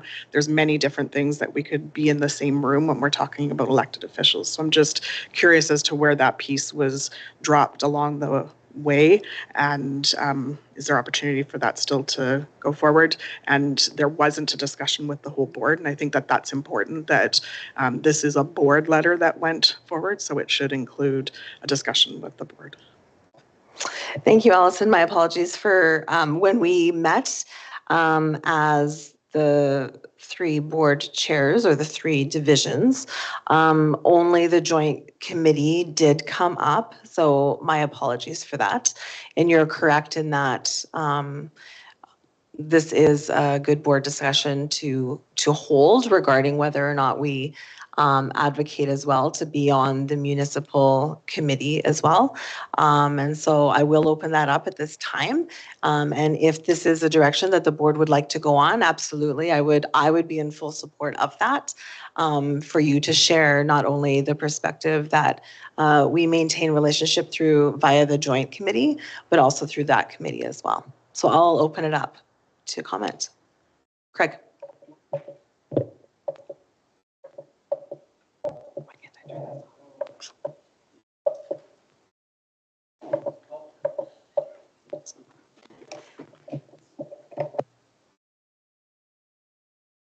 No, I try it again. I pushed something on mine. Oh, there we are. Okay. Yeah, she cut me out. A couple of items. When I first saw that from the city of Lethbridge, my mind went to that some of our, rightly or wrongly, seems some of our people that are elected for the city care about street sewers and garbage collection and not the people. So that was my first feeling. Secondly, whenever you disband a committee and then rely on the administration to and another group to say, oh, maybe we'll have a meeting sometime, those never happen. Very irregularly. I think what we should do is that we should, if the board is willing, is make a motion that we do not like recommendation number 5. We'd like to see the city rescind that. And also on the recommendation number 16, that we, as well as other school boards, should be included in that group of people, because there are things that come up that definitely affect the city, this, well, Jordan's Principle, food, the nutrition, all of those are effectively coming to affect us as a board, but it also affects the city. And so I'm a little disappointed that the city is moving in that direction. And so maybe in November, if the board is willing to, we can send a motion in that says we don't get rid of recommendation number 5 and put us on recommendation number 16. And that is something we can also establish today as well. And so Allison is attending the meeting in 2 days. And so I think that's timely, because the following council meeting, should it go forward with, should they come to a recommendation to take to council, is November 12th, I believe. The second Tuesday of the month. And so that would be a more timely response. Craig. Well, then I move that. So you can get the pen. Okay. I move that the school board make a motion and send it to the city that we want recommendation number 5 deleted and reestablish our communication, our joint committee. Secondly, we'll do it 2 separate. Clarify here, Craig, sorry, move that the school board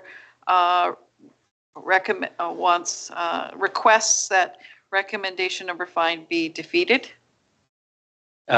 Deleted or Be defeated? defeated, yeah. Yeah, recommendation number 5 be defeated.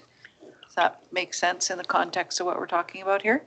Okay, that would be the first motion. Okay. So do you want to Yep, I'm fine with that. handle vote on that one first before you go into the second recommendation? Okay, a motion is on the floor to send a letter to the city recommending that recommendation be defeated. I will open it up to discussion. In the letter,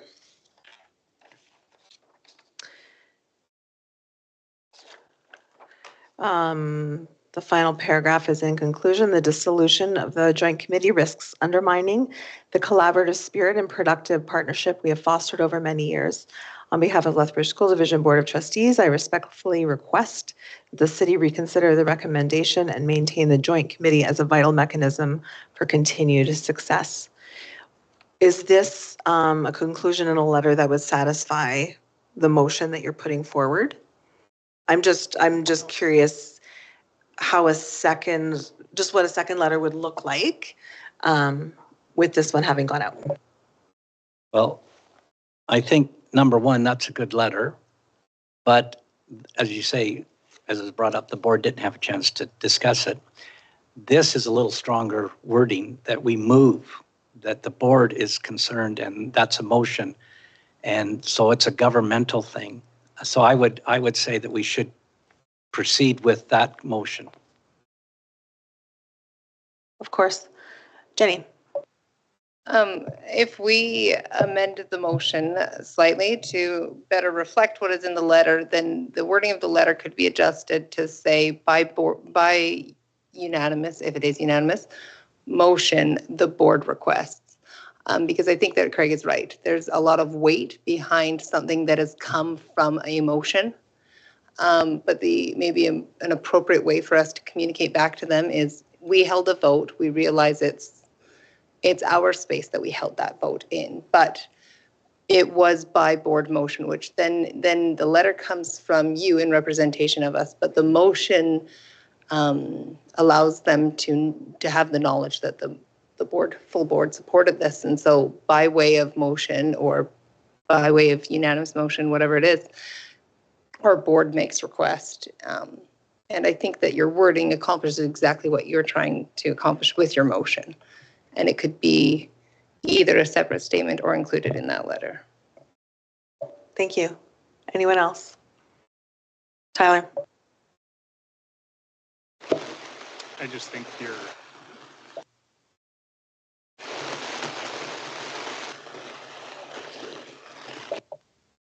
Yeah, whatever, I'll just talk about it, doesn't matter.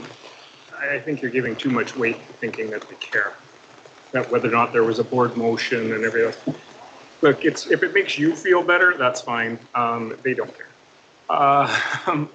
And for me, if I'm in their shoes sitting there and I get this letter and then I get another letter, I'm like, why'd they send me a second letter that says the same thing?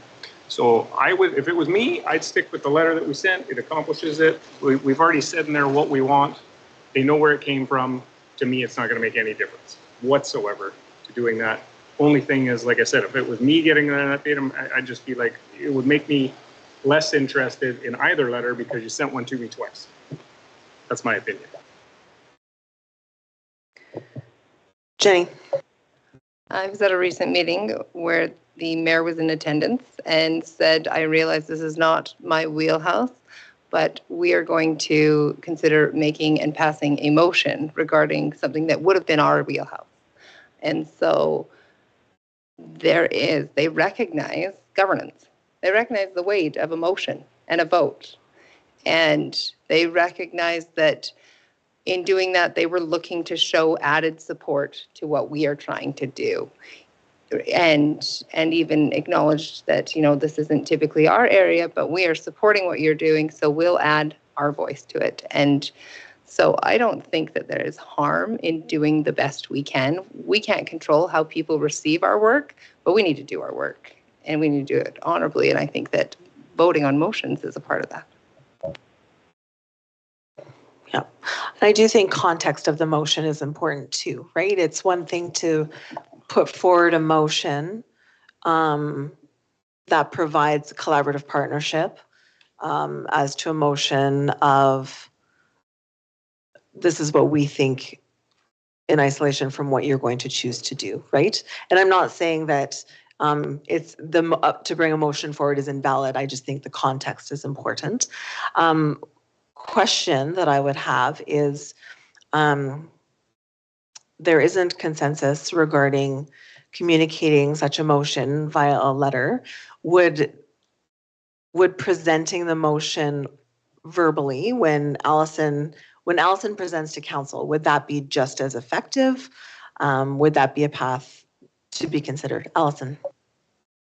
And I'll kind of go back. I know you said that there wasn't consensus, but just in regards to maybe how Jenny kind of phrased it, is that I think that we could send them, and I would like to maybe see both of these motions combined, is that it would be that we would send an amended letter that would state that, you know, at our board meeting, this is a motion that was passed on recommendation 5. Further to that, and have all the letter that's in there, further to that, I'm making an assumption that the table's going to say yes to number 16, that further to that, recommendation 16, blah, blah, blah. So to me, I see this more as a motion that we combine the two. So it's that an amended letter would include the following motions are passed at this meeting if they are. Thank you. Christine and then Craig. Oh, so I'm going to try and see if I can capture that. So Craig moved that a letter be sent to City Council stating that the school board is recommending that item number 5 be defeated, and further to that recommend number 16 be amended to include school boards. Would that be correct? I would just add that an updated or something letter, like don't send a new letter. You're going to send a new letter, but it's an updated letter. Yeah, that'd be the only piece I would change to that motion. Okay, Craig. I think that's great. I would just say that in the letter, based upon the last board meeting, this was the motion passed, and Allison can then talk to him about it because we'll have sent the letter, and that it's an amended letter. But yeah, just an amendment saying that the board felt strongly to pass 2 motions, or a motion that indicates our concern about this. Tyler. Yes, I think that is much better. I would agree with that, having them both within the letter. Yeah. So currently the motions are still separate. Are we good with them being separate still? Are they now together? They're now together. It's one motion now that goes on to 1 and then goes furthermore and then. Okay. Yeah, it's 2. Okay. 1 together. All right. Any further discussion? Those in favor? Those opposed? And it's carried. Thank you. Thank you, everyone.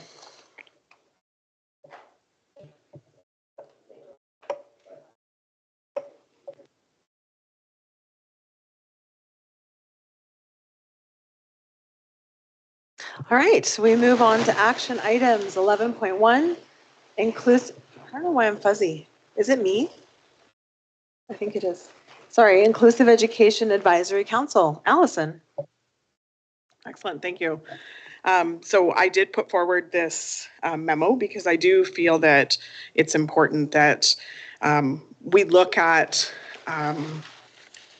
hearing what our community has said and spoken to us. When we look back over the years, and this goes well beyond, 2018, when we look at the results of our previous town halls, we look at our DIPT meeting, we look at those pieces, there are many times that we've heard the questions and the comments and the concerns come forward from parents that they do have questions. When Morag talks about those 100 calls, there's more than that are being questioned in the community of how do I support my child? When we look at the first DIPT committee that met back in 2019, the results of that, we're talking about effective and supportive transitions for students from grade 5 to 6 and from grade 8 to 9, looking at EA training, which I know that we have parabytes. Parents don't know that we do parabytes unless they listen to our board meeting. They have no idea that our EAs are doing parabytes or what SEVA training is. Not saying that they don't have any, like that's disrespectful, sorry, but that unless they're watching our board meeting, they don't have a way to understand that. Another thing was in regarding to enhancing a deeper understanding of the EA roles and responsibilities. And I know Morag spoke in regards to, parents think that if it means a level 1, then that means that my child has a support person. And it really is about developing that understanding so that we know and understand more. And when we hear parents over these years, they talk about, when I go to an IPP meeting, I walk in a room and there's, 3 or 4 professionals, and I walk in and I'm a parent and I don't know what to expect. I don't know what I'm supposed to say. I don't know what I'm supposed to do. It's usually a short, limited time. When we look at, the difference between... Could I raise a point of order here, please? Okay, point of order has been raised. Craig. According to our policies, we're supposed to make a motion before we talk on it. And there's a recommendation down. I would like to hear the motion and then let Allison talk about it, because then we're following our policies to the letter. And then it also limits the amount of time we debate on something. Certainly. Thank you, Craig. We do speak to the motion, and I also know historically we do give background prior to giving the motion, and I think Allison was just moving through her information prior to. So I think that's the context. So I appreciate that. Thank you. Did you want me to state the motion or? No, you can. I think you're giving your background information to lead to, so that's fine. Okay. So sometimes questions parents have is in regards to modified programming, accommodations, looking at what is K&E, what are all these questions that parents have had, and they've had these questions over the years.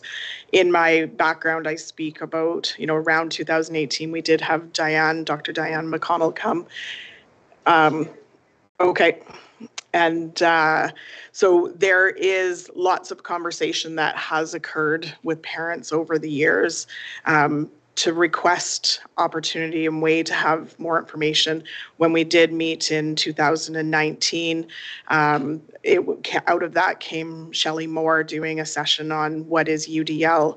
And there was a conversation out of that in the notes that said that there would be a plan for further learning opportunities that would happen on a regular basis. So these are requests that have come forward year after year through our town halls. We look at our town halls, and I fully understand that there's lots of operational aspects of this. This is an operational piece. But when I look at trustees that have sat on this board for more than one term, when you look at the span of the time that these requests have come forward, if a parent had requested back in 2018, that's 6-7 years ago that we're talking, their student is halfway through their K-12 education system.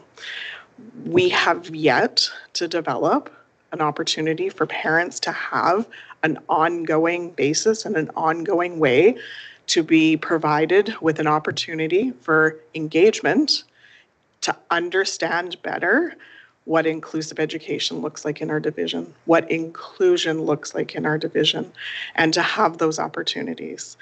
So with that, I would like to put forward a motion that the division create an inclusive education parent and community advisory panel that meets on a regular, ongoing basis. Parents and community need to know and see that inclusive education is a priority in Lethbridge School Division. So thank you. Excellent. Thank you, Allison. I will open it up to questions, and prior to calling on a hand, I do want to share, I received a message from Christina Larkin, who sends her regrets from being able to be present at today's meeting as she's out of country.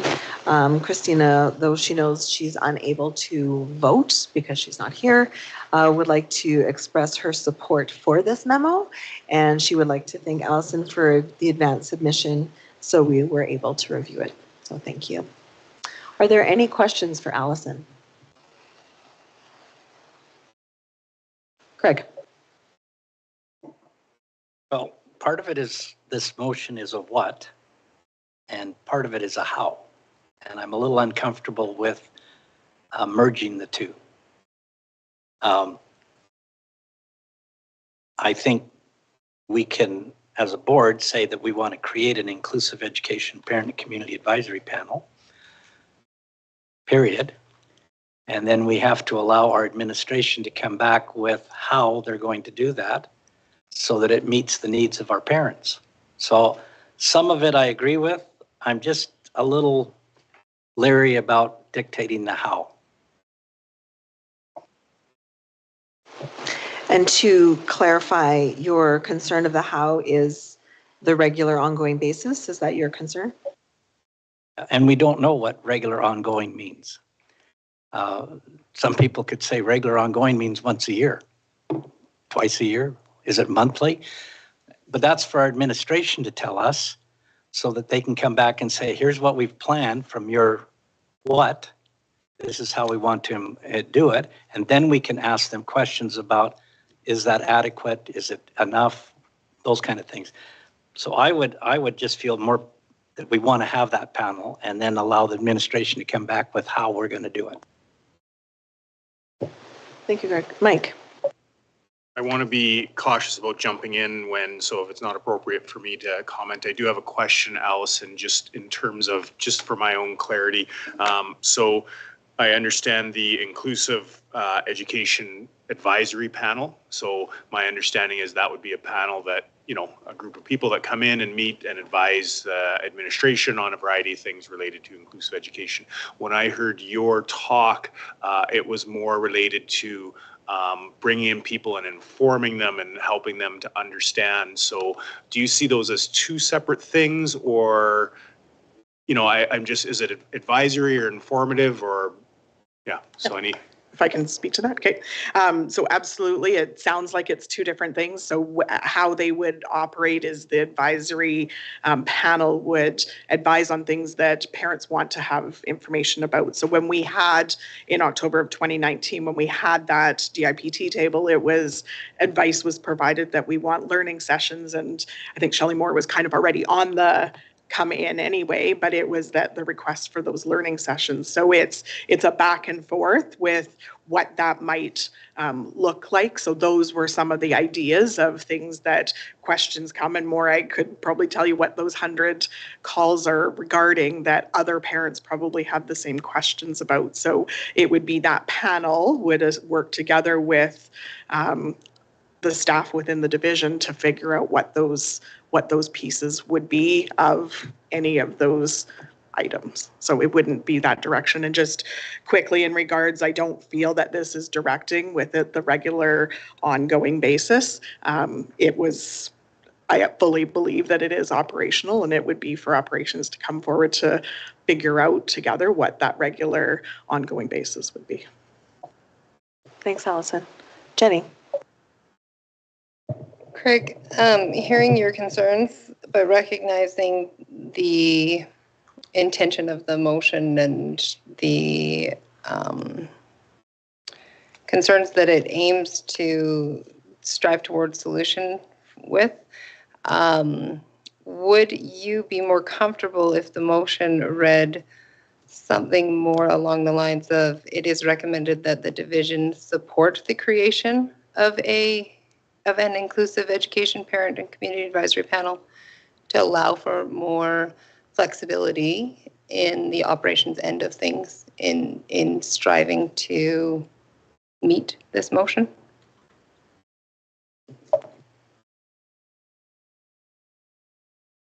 Did you have That was just started me commenting in the middle of the inserting, that motion? was me inserting Okay.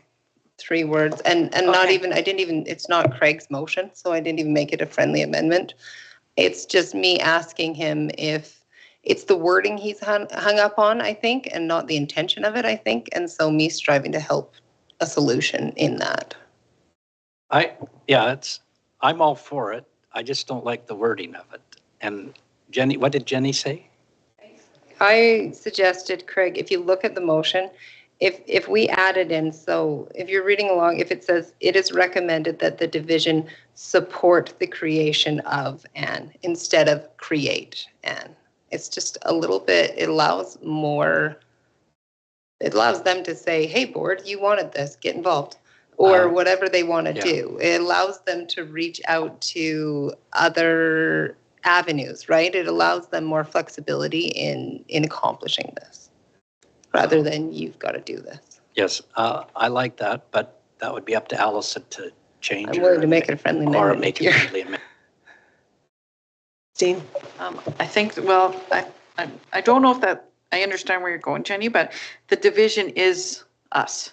So you're asking the division to support itself. So recommend that the board support the creation. What I would, this is just me, I think it just is recommended the division create an inclusive education parent and community advisory panel, period. And then it's up to the team on how that happens, what it looks like, all that other stuff. I think that's short, sweet, and does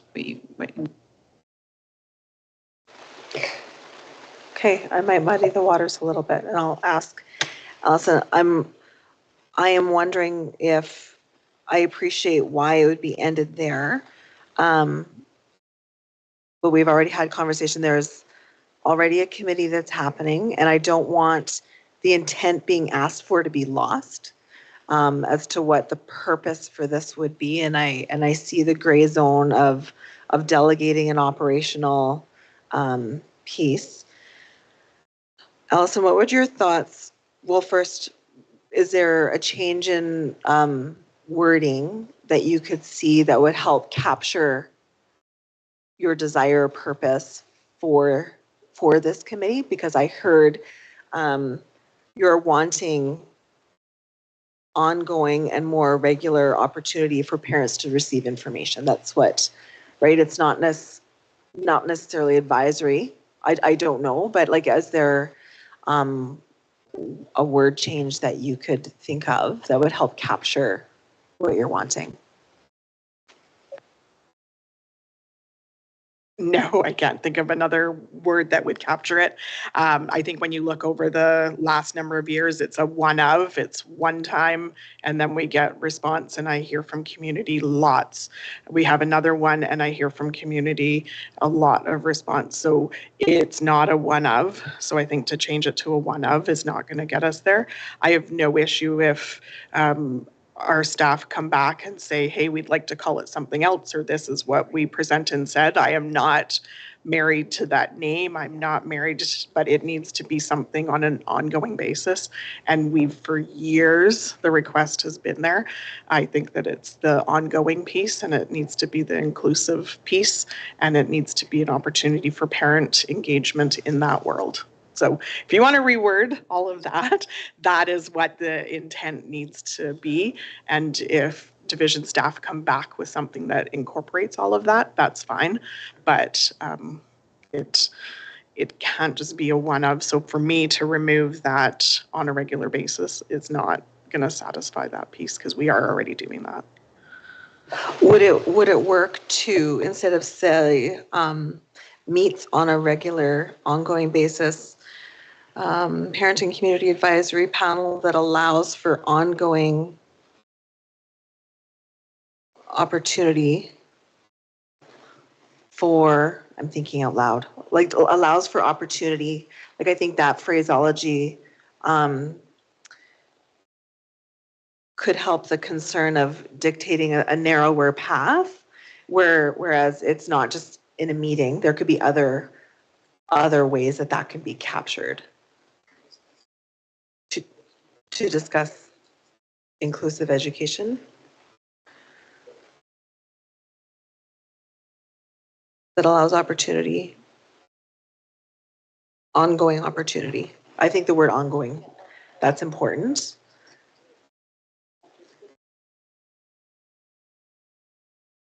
Okay, so it is recommended that the division create an inclusive education parent and community advisory panel that allows for ongoing communicate. Just put your mic on.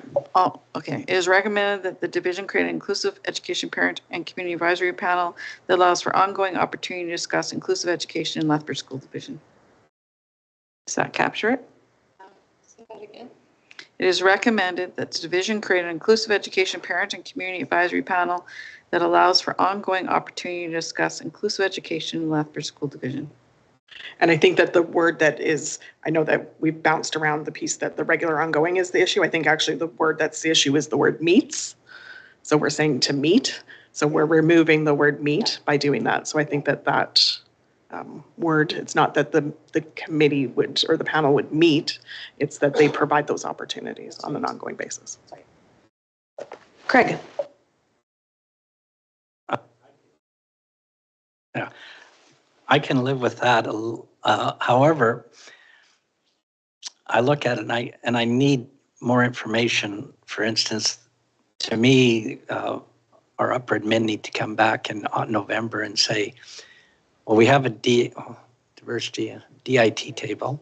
How does that going to work with this? And secondly, are we looking at getting advice or are we getting training? I mean, we've got to be specific on this because this says when you create an advisory panel, that usually means somebody's coming and talking and giving advice to our central office, our superintendents and our admin and our directors, or is it also a way of learning to better understand the different things such as all of the acronyms that we have and what do they do and how are they done? So I'm a little confused right now is that I want to make sure we're very clear on what this group is supposed to be doing. Thanks, Craig.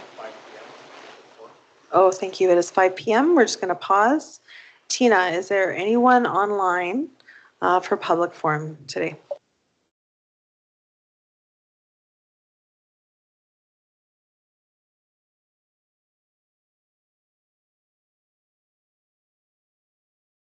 Thank you. Seeing as there is no one, we'll continue on. Christine. Thank you. I think, Craig, that the word discuss, ongoing opportunity to discuss inclusive education could mean they're advising or bringing their concerns or issues, or also the inclusive education team is educating. I think the discuss goes both ways without getting too wordy. And I think if you leave it open for the team to work on the terms of reference, look at other things to create how that committee might be structured, I think that gives the flexibility to Morag and her team. Yeah. Thank you. Jenny. I don't know if this is, I just hearing Craig trying to keep this at governance level rather than directive. I have a suggestion for whatever it's worth. Perhaps we could word it, the board, I move that the board develop a structure for providing regular ongoing learning opportunity for inclusive education, including consideration for the creation of an inclusive education parent and community advisory panel in addition to the work of DIPT. So that we are clearly stating this isn't to replace DIPT, this is in addition to DIPT. It gives them the opportunity to consider, is this the structure to do this through, but it also communicates we're requesting that there be a structure created and that it is something that is ongoing and it is something that is regularly occurring. And I think that accomplishes each of those pieces that seem to be vital, but does it in a way that allows for us to remain in the governance lane without being too directive. For your considerations. And when I read this, I don't necessarily read it as replacing DIPT. I think because it's, as I'm understanding it, it is a committee to kind of ground the ongoing communication back and forth, informative communication between our parent community and the Division on Inclusive Education. And so I think through that, and because we took the word meets out, it's not a meeting per se, right? It's that ongoing communication. So as a committee, I would task operations to say, okay, you've heard the desire of the board, you've heard where we want to go as far as extending more arms out to parents, finding the gaps. What does this need to look like? Is one of the arms a DIPT table? Great. Is another arm something we haven't even tried yet? Great, right? And how can we be innovative and more inclusive of our community and being really intentional to reach those parents? And we've had this conversation at several tables. How do we reach the parents that aren't being reached? Why aren't they being reached? Why isn't the voice of the division, leaders in the division, schools, why isn't it being heard by certain parents? Are there communication gaps? And I think this would be another tool to allow for us to take off some more blinders, really, to be able to serve our community. And I think with the change in the wording, it's not as pointedly directive. I think if we see a need, it's okay to be directive to. It is okay to be a directive, but I don't think it's a pointed direction. It still gives our operations team room to navigate and be creative. Maury. So I'm just trying to reconcile for myself and my team who, I would be really unfair if I didn't just share how much work that team does already. I cannot believe the hours they put in. And I do think we all work hard, there's no doubt. But the level of time that this potentially could consume, I have concerns about, and I need to support them in ensuring that we have alignment. So we do have Division School Council, and we have school councils. And I'm curious to see and understand where that body lies as well, because my team has done presentations to Division School Council before, and that's been very, very helpful. But again, that only hits a select few parents, right? And our goal here is to ensure people get the information they need. I'm concerned about undermining relationship at the school level, where relationships need to happen and where trust needs to be built, and where I think there's a lot of work we still have to do in inviting our parents back after COVID. I think we still have a lot of parents who feel that they don't have as close a relationship as they had pre-COVID. And so how and what do we need to do in our schools to support and invite our parents of all students to feel more welcome and to ask those difficult questions around what does an IPP meeting look like, an ISP meeting look like? And so in the absence of perhaps us needing to continue to support communication and relationship as we move out of COVID, I don't want to create one more avenue that could even undermine, well, why do we have the diversity inclusion parent table then? What is the point of that? So I really do appreciate what's been articulated here, where me to take this back to our team to say, where does this really fit and align advisory wise and then education wise? And within school council too. I think that is our target audience. It's our parents and yeah, I need to think about this a lot more before we move forward creating one more thing. We had a really great presentation from a parent. That is one voice. We know that there's a lot of voices that don't say, hey, you're doing a great job and we really like what's going on. So I just want us to all be really mindful that when we consider creating new initiatives, we need to really maybe hear it more from our parent group to say, what is it that we're really seeking, rather than just responding to a presentation that came to the board. Anyone else? Allison, then Jenny. So I will just add that I don't believe that this is a response to a presentation that came to the board.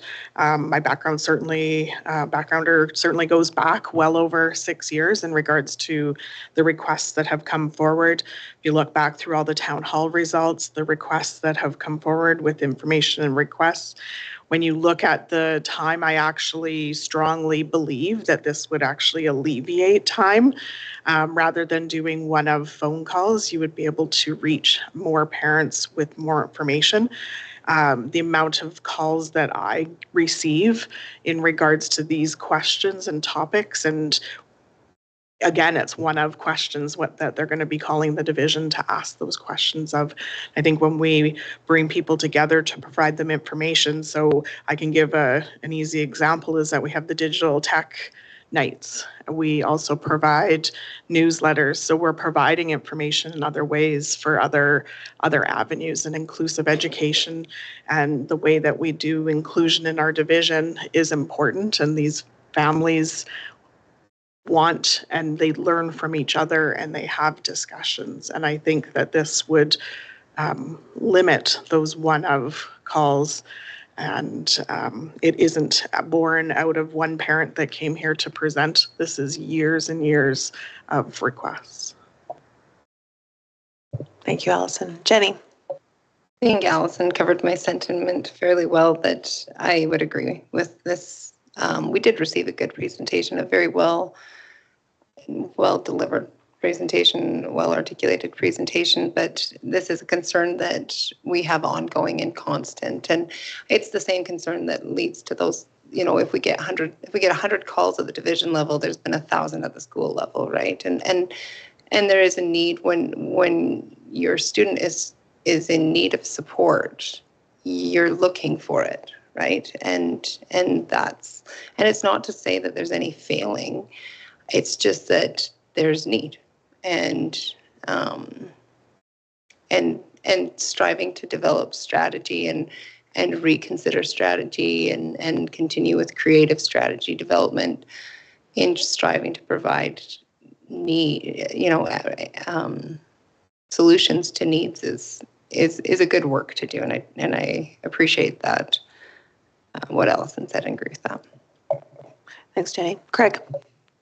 Call the question. Thank you. Yes, Christine, if you could please repeat the motion. Okay. Allison, are you still under your name, Allison? Allison, it is recommended that division create an inclusive education parent and community advisory panel that allows for ongoing opportunity to discuss inclusive education in Lethbridge School Division. Thank you. Those in favor? Sorry. Thank you, Allison. Is everyone good with the motion? Okay. So, no, is everyone okay with call to question? You're right. Sorry. Is everyone okay? Does everyone approve of call to question? Okay, we will move forward. Thank you, Christine, for reading the motion. Those in favor? So carried. All right, we will move to 11.2, reducing barriers for trusteeship. Allison. Thank you. So this is something that has been brought up in many discussions about people that are looking at running for trusteeship and some of the barriers that exist in running for trusteeship. And some of those include people that are leaving employment or reducing their employment to come to put their names forward for running for trusteeship. And when we look at the wellness of our staff, we've certainly as a board moved forward with ensuring that our staff all have full benefits, including access to additional funding for health and wellness plans. You can pick from either, and I know that we do have some of that benefit as well. But when we look at the health benefits that we provide, I do believe that we need to ensure that our trustees are all well at all times and that they have access to be able to do that. And as we look forward to future boards, so this is, again, I just want to reiterate, it's not for this board. It is looking to the future to come into play next school year, is that we want to ensure that people have access to the benefits that they may have to give up if they leave a full-time employment position, and that we reduce the barriers to trusteeship by doing that. So I would move that trustee health benefits be paid at a rate of 100% as per all employees within the division, beginning in the next school year, 2025-2026. And I do also have in here, when we look at other neighboring school divisions, these are ones that I knew for sure. There's others, of course, but these are neighboring, some of our neighboring ones, such as Holy Spirit, Livingston Range, Medicine Hat Public, who all pay 100% of their benefits. So thank you. Thank you, Allison. I will open it up for discussion. Craig. This is, to me, picking and choosing. If we're going to be serious about future boards and getting good people to run, then I think we need to look at the total compensation. You can't just pick and choose. And one of my concerns is that it's with ASEBP, and I pay my benefits to a different organization which has better benefits, and it would hurt me if I had to go back to ASEBP. And so I am not in favor of this part of the motion. I would probably make a motion later on after the discussion that we create an ad hoc committee of 3 trustees and an administrator to look at total compensation for the board, which would include health benefits, all of that stuff. And then it gets a better idea of what we could look at for the new board coming up, 25, 26. It's always difficult for a new board to make those kind of decisions, and it might be well worth it for us to make those kind of decisions, and maybe it's not binding on the future board, but I just don't want to pick and choose things. Thank you, Craig. Jenny? I would support this motion the way it is. I think I appreciate, Craig, your idea about looking at compensation as a whole. I think that's a separate thing. And I would welcome you to bring forward information and a motion. I'm not sure we need a committee for that. I think that individuals on the board have the ability to request whatever information you need and to bring forth a motion without the creation of a committee to do that work. I think that that's information we can gather and provide an analysis with a recommendation. But I would support this. I think it's separate from if you're wanting to do a motion for overall compensation reconsideration. I would be open to that conversation as well, but I would support this motion the way it is. My question is, I have 2 questions. Are there employees who do not receive full benefits in our division? And what would be the cost to the division per year for providing full benefits to trustees? Well, yes, we have employees, if they don't meet I think 14 hours are not eligible for ASEBP. So there's a minimum number of hours. And then also it would cost, if everybody was single coverage, as in you had no dependents, it would cost about $21,000 a year. And if all trustees required family coverage, it would be about $52,000, and that's this year, not counting any increase next year that we might get from ASCBP. So $52,000 a year.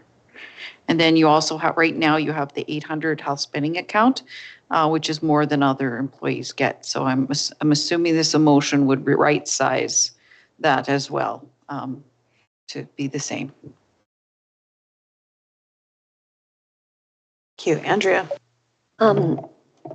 If we voted this through, it would be binding on the next board, would it not? And could there be an opt-out clause?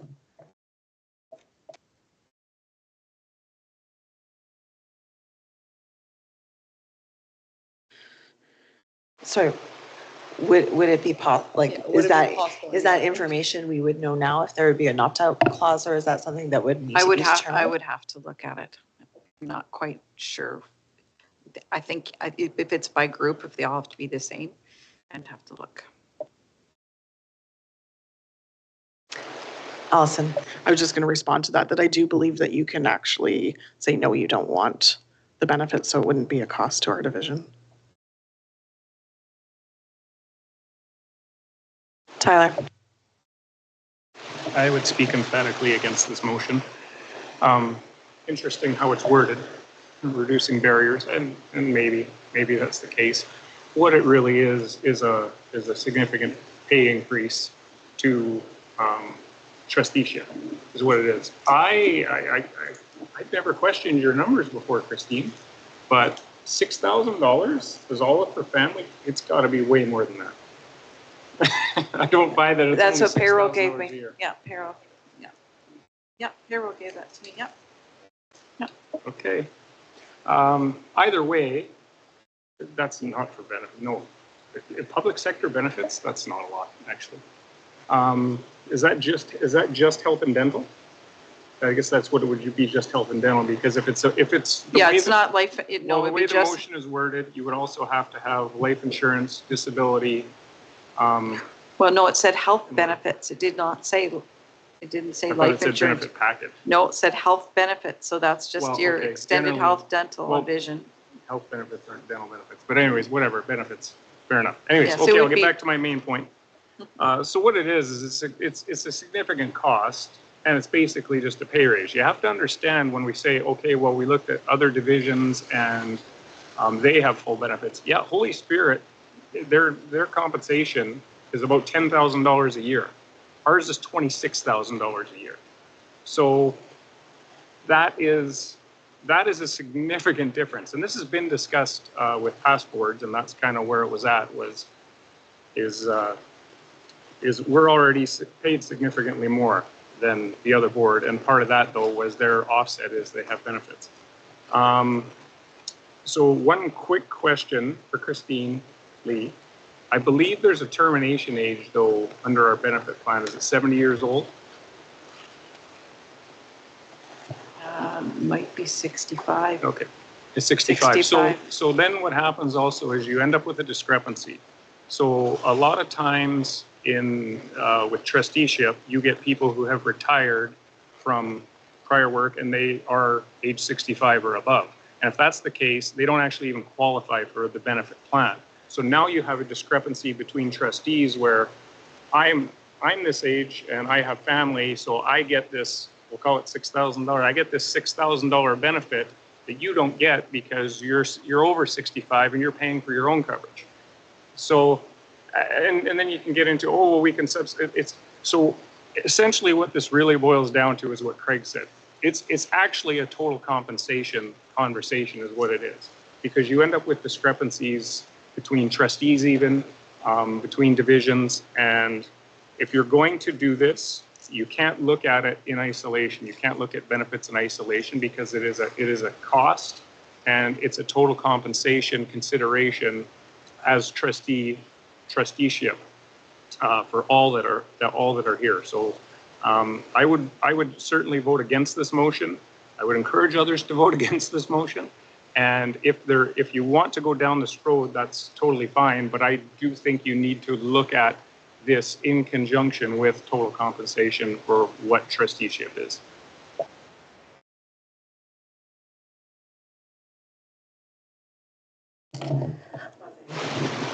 Andrea. And hearing that some staff don't have this same benefit due to the number of hours that they work, I wouldn't support it.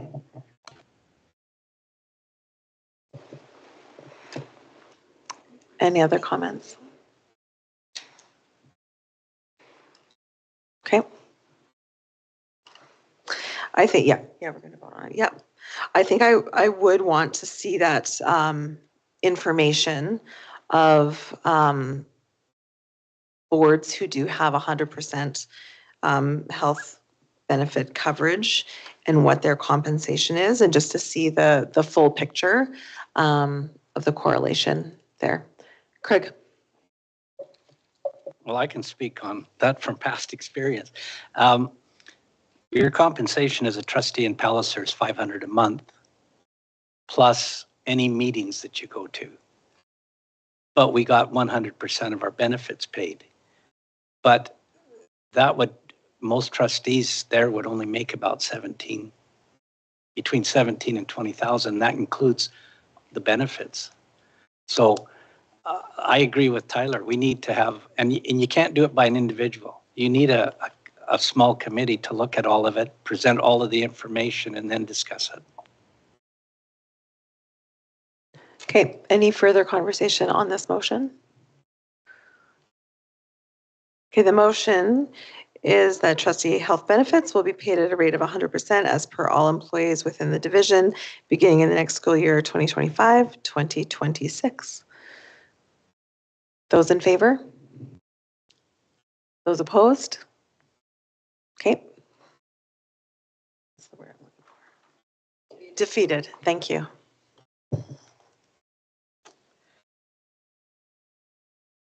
Okay, 11.3, voluntary retirement. Robbie.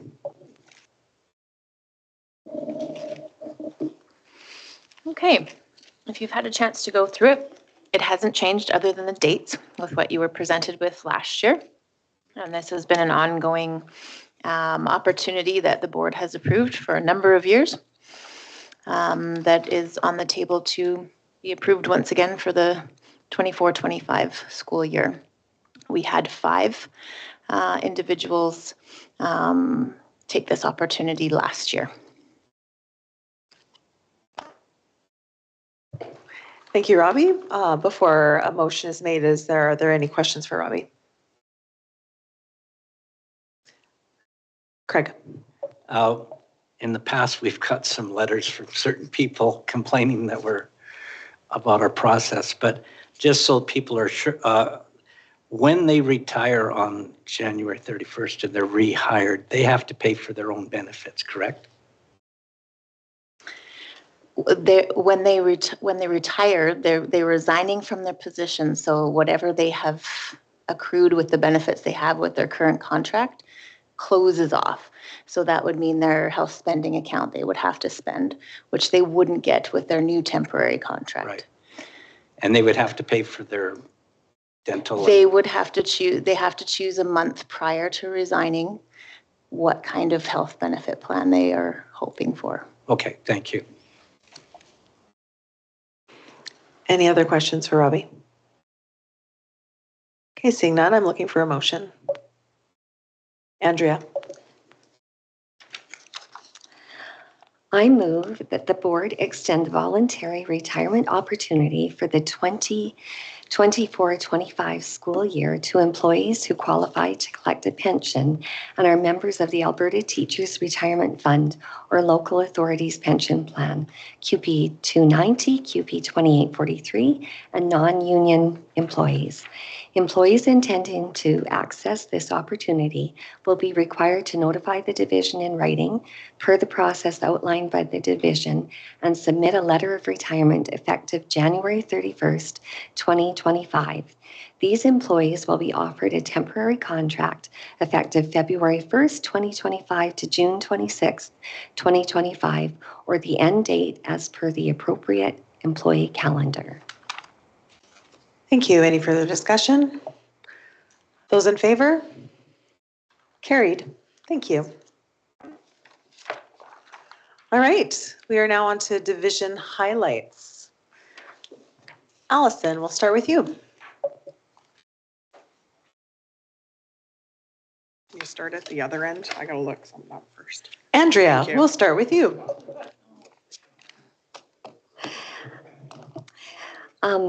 So many great highlights. I'll always treasure going to the Buffalo Treaty signing with Joel and the Indigenous education team. It was just so touching, and having people sign the treaty from as far away as New Zealand was just amazing to be at. So I treasure that. Also just so excited to be at the banquet that we talked about for the Truth and Reconciliation Award. So proud of our division.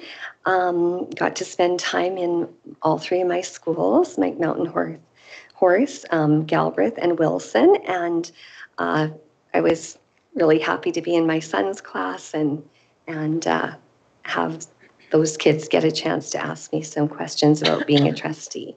And be at Alyssa's school, Senator Buchanan, for the Indigenous Education bingo night for families, which was so well attended. So those are the highlights for me.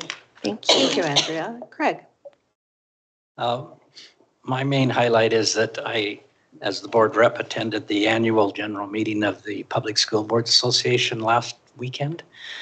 Always a highlight to listen to our Lieutenant Governor. What a gracious, well-spoken lady. We were able to listen to the Minister of Education, and we had a wonderful, I can't remember her name, but a good speaker at the end who made it a little rough on the minister. But the big thing, and I want to really stress this to the board, is that the PD, we listened to 3 different school divisions that have been building new schools, demolishing schools, and we got to listen to the Assistant Deputy Minister of Education and infrastructure on a lot of those things. And then we had a great presentation where we talked about governance and operations. And like I say, it's a wonderful experience. I wish more of us would take a bit. And of course, you got, for some of us, unfortunately, they didn't give it to the rest of our superintendents, a nice booklet from the public school board. So, and that's basically all that I've been able to do this month. Thank you, Craig. Jenny. I usually try to pick one thing because there is so many we can highlight, but I'm going to go with 2 this month. So I just want to highlight the work being done in our classrooms. We're already at reporting period, the first reporting period, which is amazing because sometimes, at least for me, the experience of sitting in this room is, oh, we're just barely into the school year, we're just getting our feet under us, is the feeling I still have. But the reality is our class, our students and our teachers have hit the ground running, and we're already at our first reporting period, and parent-teacher interviews are being booked, and assessments have been collected already. And so I just want to highlight how much work is being accomplished in what feels like a very short time. And the good that is happening in our schools. I also wanted to highlight Division School Council. I've been the trustee representative for it. This is my 3rd year in a row. And so I feel like it's high time that I highlight them. I go every month and I love going, and I love the enthusiasm and willingness of our parents to represent their schools, and the amount of learning that happens in that room. And the willingness for people to ask questions and to understand processes and to support each other in finding the answers and in sharing of ideas. And it's an amazing space where there's a lot of that sharing of ideas that happens, and where somebody from each of our schools across our city come together and they ask each other, what are you doing about this? And are you experiencing this? And there's sharing of ideas, there's sharing of solutions, there's celebrating of accomplishments.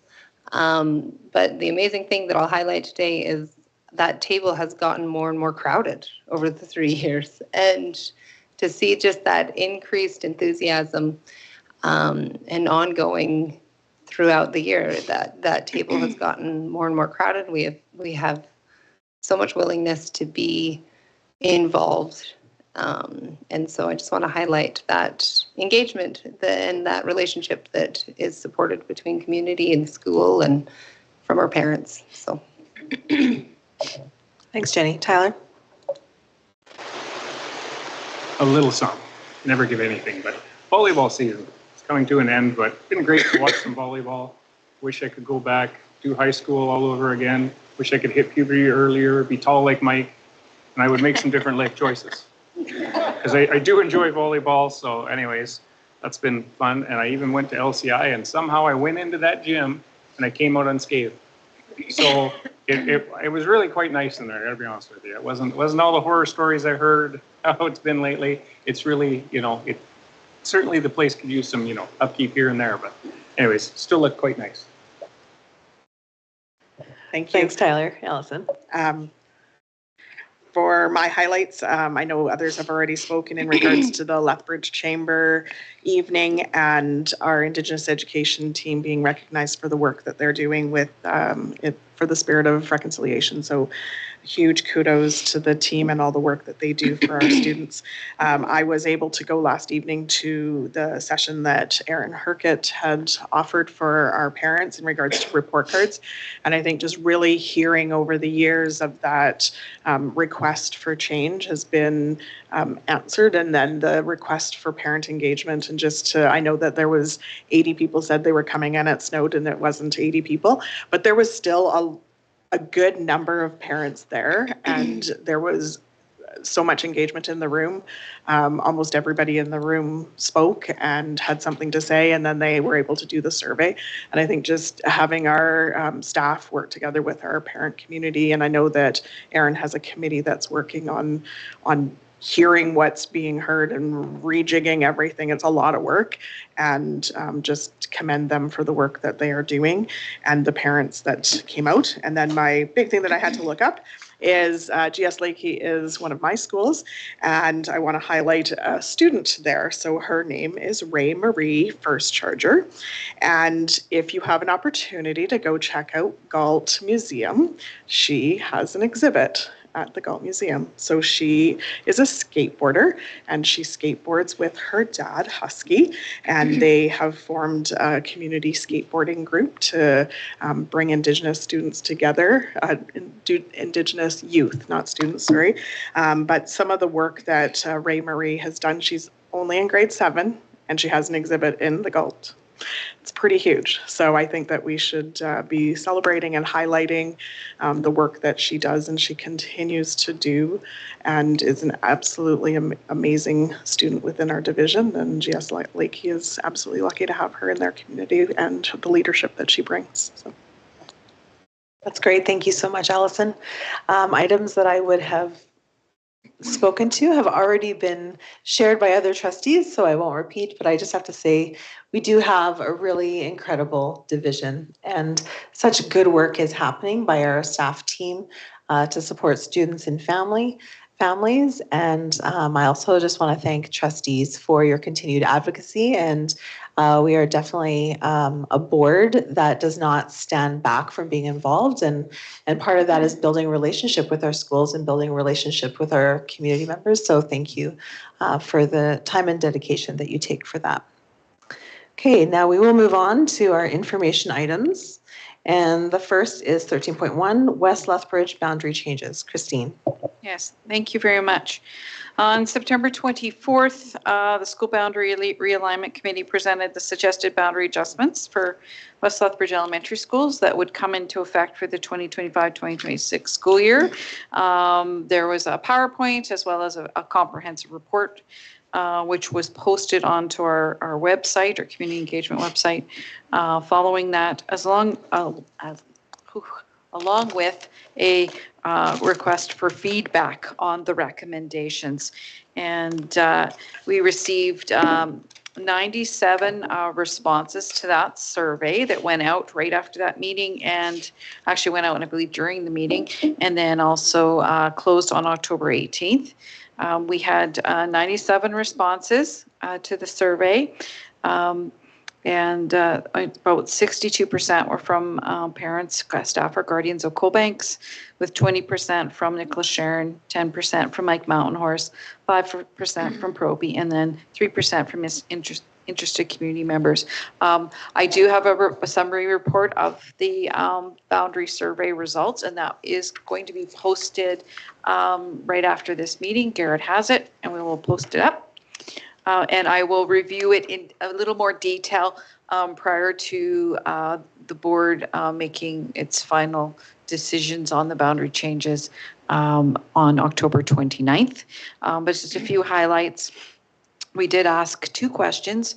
One was, after reviewing the information package about the proposed boundary changes, are there any concerns that were not addressed in the FAQ section? And we had 45 people that didn't have any comments or anything to add.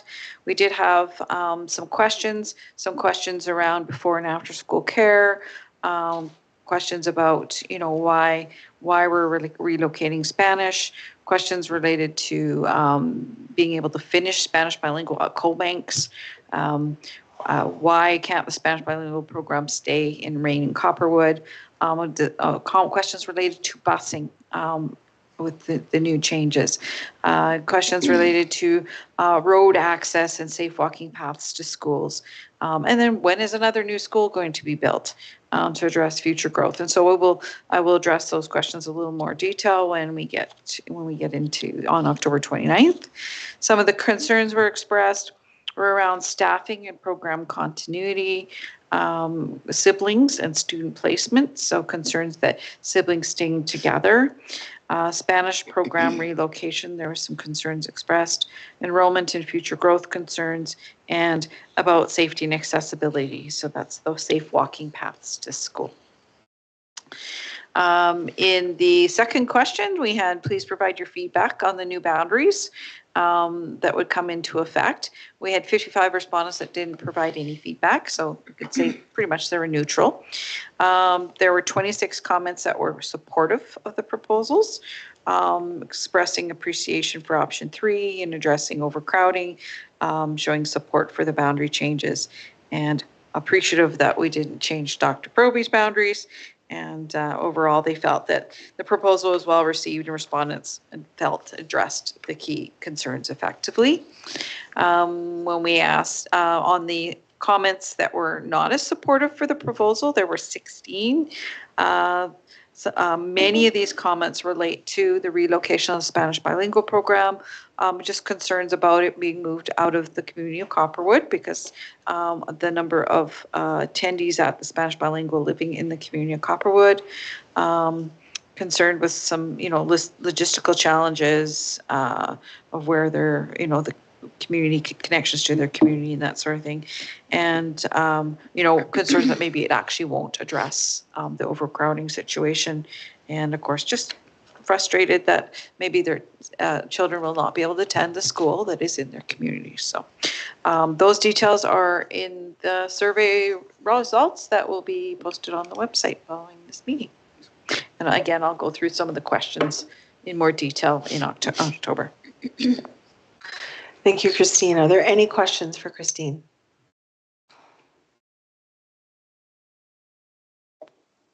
All right, seeing none, thank you for the report and the fulsome information that you give. So again, people can find that online. It will be under the community engagement, or will it be on its own space on the website? Community engagement? Okay, both, thank you. All right, and a special board meeting on October 29th for the board to vote on the boundary changes will occur at 7:00 p.m. All right, let's move on to 13.2. This is the facilities report that has been pulled from the consent agenda, and Jenny requested this change, so I will hand it over to you, Jenny. Thank you, Christine. I just pulled this for the opportunity for further information. The West Side study, we have the completion of that West Side study. We've talked a lot about that. It's been something we've looked forward to as a piece for advocacy and for informing. And so the completion of that I thought is worth pulling out and highlighting. And I've had a few questions that I wanted to get information so that I can provide answers. And so I thought I'd pull this to, first of all, have a conversation maybe with the board or seek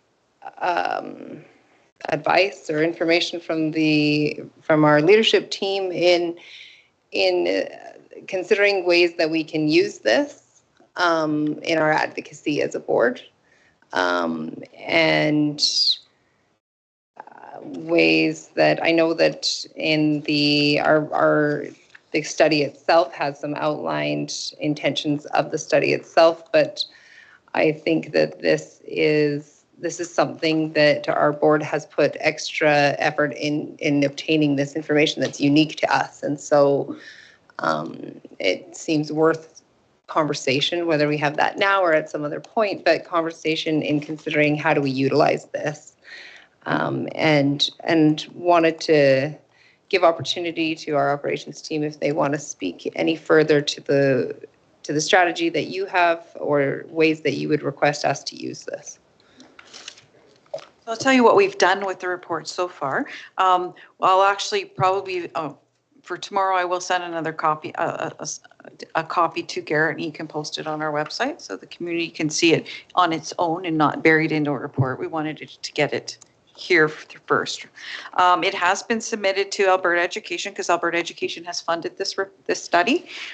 So we have sent that to them, so they have that a copy of that report. The City of Lethbridge also has a copy of this report. And I've sent that to the planning department, and of course, as I said, I'll be meeting with them because it does talk to having further those conversations. As far as the board using it for advocacy, you can use that you can take it to meetings. You can take it if you're out in the community. You can point to it on our website. The data within there is really compelling about the growth we expect to see in West Lethbridge. And the impact it has on our West Side high schools as well as LCI, because we have a number of kids, actually approximately 490 kids coming from West Lethbridge over to LCI this year. And so I think that's an important piece to talk about how the West Side is affecting not only our West Side schools, but a South Side high school. So you can share it as much as you want, point people to the website, and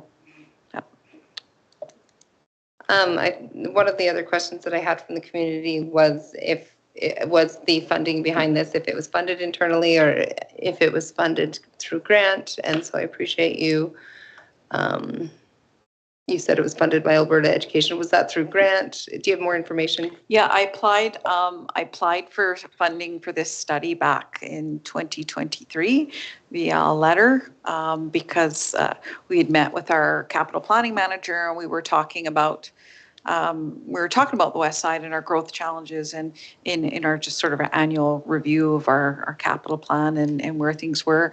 And we started talking about how complicated West Lethbridge is and the number of modular classrooms that are putting pressure on our schools just from the standpoint of, not having enough space for gymnasiums and learning commons and things like that. And then also the future growth that we're seeing. And we talked about what a complex puzzle the West Lethbridge was, given spaces we have and the growth and the fact that we're transporting students across the other side to our high school in South Lethbridge in order to deal with some needs.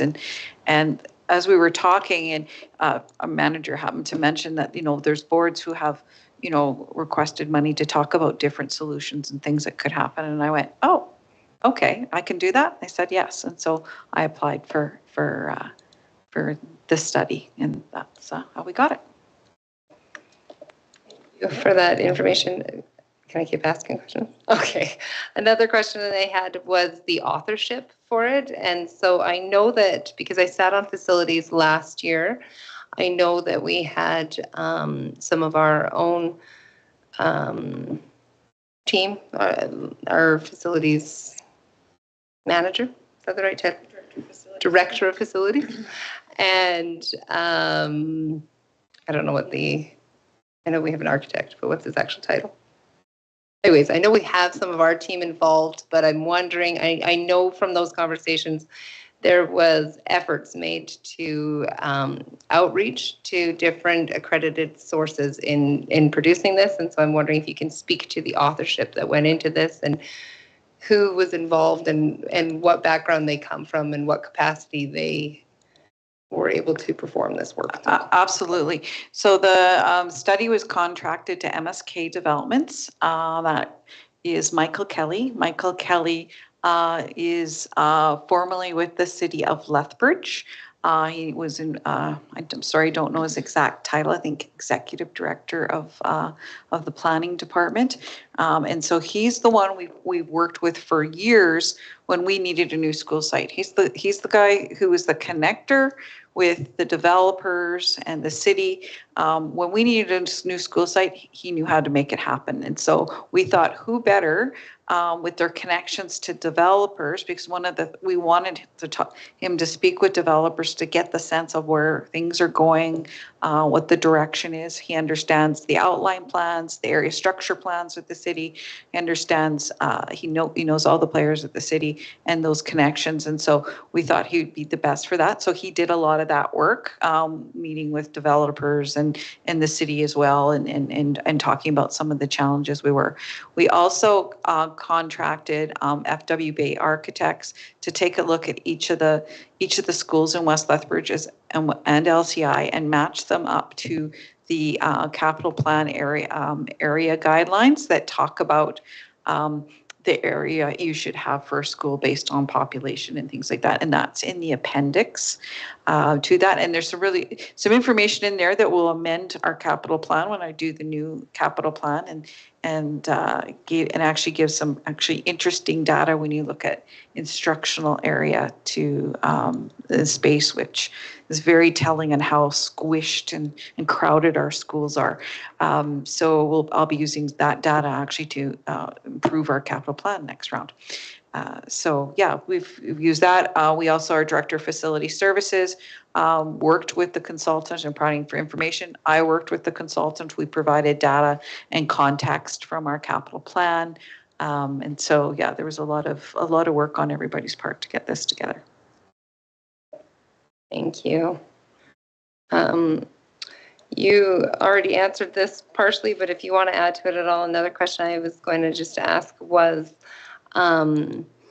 you partially answered this already with saying that you've already used this, anticipate using this in the capital planning development for this next capital plan, but I know it's early, we just got this, but just any thoughts on the way that the findings in this study will inform our work and the way that these results will be utilized in the purposes that we're involved in.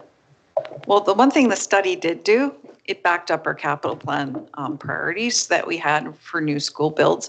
But also what it also brought to light was we were almost at a dead neck and neck with related to whether it should be an elementary school or our high school first. And so it's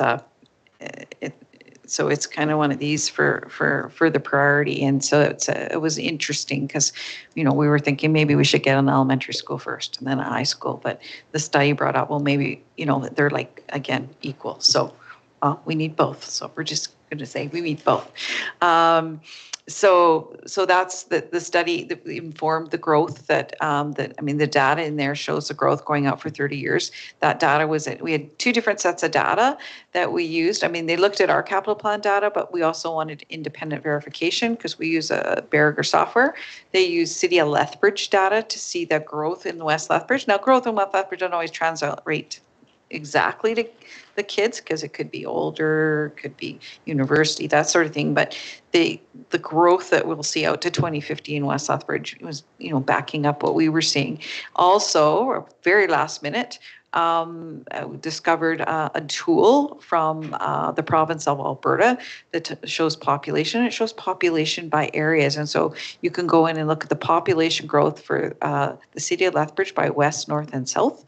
And again, that data, even the province's data, is showing significant growth that has occurred and will continue to occur in West Lethbridge. And that's where kind of our areas of growth.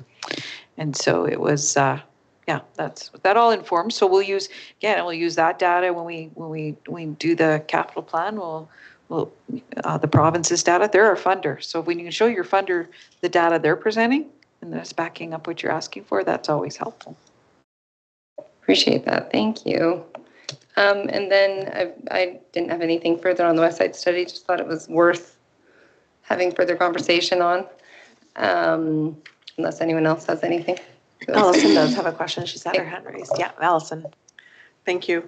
Just going back to Christine, when you were talking about what you've done so far with the report, I know when I met with New York's office this summer, they made it clear that they would appreciate a copy as soon as possible. So if you can ensure that that goes forward to the MLA's office, and then it might be also beneficial to the two candidates on the West Lethbridge for them both to receive it. Would you like that to come from the board chair? I would love that to come from the board chair, and I would also like to request that the board chair request a meeting with our MLA that is in the party that is putting forward this accelerator program. So not saying that there's nothing wrong with the West Side candidates, but I think that if we can influence in any way, if you could have him come and meet with us. I know that he's come and met with the board previously. It's unfortunate this week that their UCP caucus is having their meetings right here at Lethbridge. So it would have been great if we could have met with the Minister of Education this week, but I will take any time that we can invite Nathan to come sit at a table and have some coffee with us and discuss what our concerns are and our plans to move forward. So thank you. Any other questions around the facility report? Okay, thank you. Oh, Jenny. I had other things about facility report, but not specifically to West Side Study. So in the facilities report, I just also thought it was important for us to talk about, we've talked so much as a board about the announcement of the school accelerator program, and I think it's important for us to follow that conversation up. There was a little bit of that conversation had at our board meeting last month. And since then, we have done a lot of work, and our leadership team has done even more work in trying to honor our call to, I think the wording and when that was announced was to bring a clear and compelling case so that Lethbridge can work towards receiving some of that funding. And so if we can just take a few minutes to talk about the work that has been done in our efforts to make known the need for new schools in Lethbridge. We are striving to make that case, and we're using this West Side Study. We're using the resources available to us and advocacy to try to establish that need for new schools on the west side. We're in need for both an elementary as well as a high school, and we are also looking for improving accessibility in some of our schools and modernization. And the board passed some motions on that, and I believe some work has been done in honoring those motions, and it's outlined here in this report a little bit, but just give opportunity for any follow-up information regarding the work that's being done there. And just prior to the follow-up, I see we're at 5:56 and we are not going to wrap up within the next 4 minutes. So if I can have a motion to extend beyond 6 o'clock. Yep. Craig? I move that we extend the meeting past 6 o'clock. Okay, thank you. Those in favor? Carried. Christine? So what I have done is we had sent correspondence requesting first before the special meeting. I actually had sent correspondence after a conversation with Alberta Ed about LCI. I'd sent a request requesting pre-planning funds for the modernization of LCI, recognizing that it doesn't necessarily mean you're going to get a modernization, but it's the first step in figuring out what could happen. And LCI is to put it politely, a Jenga puzzle of building and complexity, and it needs a lot of pre-planning and planning before it could go forward. So Ed requested that, and then we had sent a letter after your special board meeting, sent an email changing the capital plan priority to LCI from number 5 to number 2, also emphasizing that we wanted planning, not only pre-planning money, but we wanted planning money to, again, to recognize the actual motion that you made. For LCI, that was done. I had to do it as an email. The online system where we put in our actual capital plan and rank it was locked. And because they're in their discussions, so I had to send an email. And then also I did a letter of request requesting accessibility funding for Senator Buchanan, Westminster, and LCI. I then also followed that up with a email with a phone call to and left a message to say, I hope you got all that. I sent you a number of different, emails, letters, all that other stuff to make sure that you got all that. And then I did receive a reply that says, yes, we've received your information. So they have it. So that's what I've done there. I just also wanted to highlight with the part of that accelerated school program announcement, also there was a portion announced for modulars and appreciation. I just want to highlight appreciation for the efforts also being made there to strive to access for the modulars that are needed in our division as well. So thank you. I can come on that. The modulars will be submitting our modular request. Has to be in by the end of October. I'm just waiting on a study related to Mike Mountain Horse. So what we are requesting new modular classrooms for Chinook High School, Gilbert Patterson, and Winston Churchill. They are not at 100%, but we anticipate by the time that they would be included that they're approaching close to 100% or near in capacity. And so we're going to try. And I'll be making the case that due to what we foresee for enrollment, that we should be getting modular classrooms. Modular classrooms is going to be very complex for putting on Gilbert Patterson and Churchill, given the space that we're looking at, but we're going to try.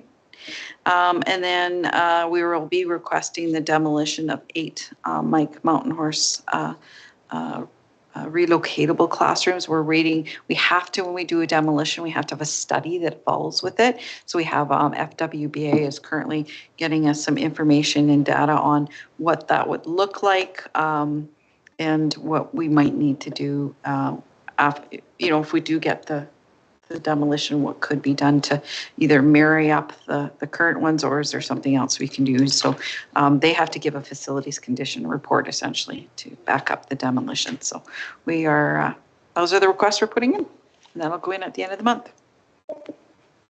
Excellent. Thank you, Christine. Any other questions? Craig? Oh, this is more of a comment. It was interesting because we had I think, Assistant Deputy Minister of Infrastructure, and they were kind of caught unawares of this school program from the education department, but they've put out an RPF, is it?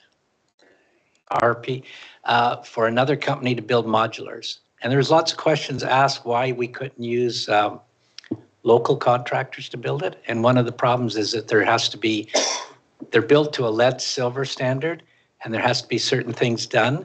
And they talked about a couple of schools that had to move a modular and it disintegrated on them. But just so that you know that the government is working on trying to double the amount of modulars, and they're trying to find a company that can build it just like this one. Thank you. Jenny? You said that with hesitation, like for real? Yes, for real. Last one, probably, that I'm aware of at this point. I just wanted to have the board consider the opportunity to ask our local government to join us in our advocacy and to make them aware of the things that we are requesting from our government and the reasons why we're requesting them, and to share communication with them about the response from our division to the announced accelerated program, and give them a compelling story to help us tell our compelling story. The announcement gives us the information that new school builds will be announced each year at the time of budget, and that modernizations will also be announced at that time as well. And so as we are, and there's a call in there for us to present clear and compelling cases. And so part of that is our own voice joined, I think, with our other voices of our local leaders as well. And so for us as a board to ensure that we have communication with our MLAs and with our mayor and our city councilors in advocating for what Lethbridge needs and what's best for our community, what's best for our kids, and best for Lethbridge as a whole. Thank you, Jenny. And that will definitely be spoken of at our joint city meeting, which is scheduled for October 30th. Yeah. Yeah, if needed, we can do that. Yep. Okay. Seeing no more comments on this subject, we will move on to 13.3. Allison, you have something regarding the Historical Society.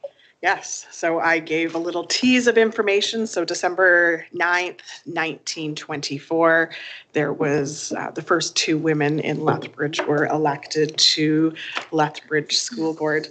So their names are Susie Bodden and Mary McClenahan.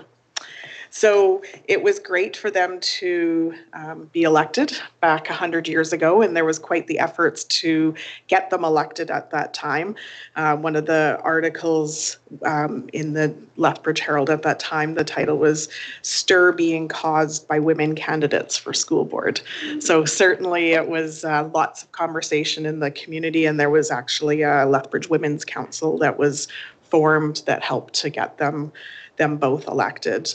So the information that I'm providing has been researched by and provided by Lethbridge Historical Society. So I had the opportunity yesterday to meet with Belinda Crowson, who's also a city councillor, and so obviously a woman elected. And she would like to host something, and they're going to host something. So it's us deciding if we want to come along and how we'd like to come along. So the ideas that we've come up with so far is that on December 10th, so this is our first option, is December 10th, City Council has their board meeting started, or their city council meeting starting at 12:30. So the idea is that at 12 o'clock on December 10th, so that's the closest day to December 9th, is that we would have a gathering in city council area there, and we would invite the principal and vice principal of Fleetwood Baden, and I had the opportunity last evening to speak with the vice principal from Fleetwood Baden. Very excited with this opportunity if it carries through on this date. But what we would invite them to come with a couple of leadership students to just be able to celebrate. Lethbridge Historical Society will be, they have a write-up that they're going to be posting, so that'll be on social media as well as in other areas that they're able to post that. As a second backup option, if City Council isn't able to accommodate that, is that I presented that we could potentially do our board meeting is the following week on December 17th. So a backup option would be to do it the week later, and we would do it prior to our board meeting, kind of similar to prior to city council meeting. So I am looking for nods around the room if we're good to continue and ensure that our board is present and part of that, or how do you guys want me to proceed with this? And are you guys okay with me proceeding with the plans that are initially started? So. Excellent. Thank you, Allison, for bringing this information and invitation. It's definitely something to recognize and celebrate, just women in leadership and the opportunity, and incredible to see how that has grown, right? And so I know I personally would be supportive of moving forward. I'm supportive of, I love the idea of doing it close to the 9th to honor that day at City Hall, and just inviting members of the Fleetwood Baden community, absolutely, to attend and participate. So thank you. I would open this up to other trustees for their input.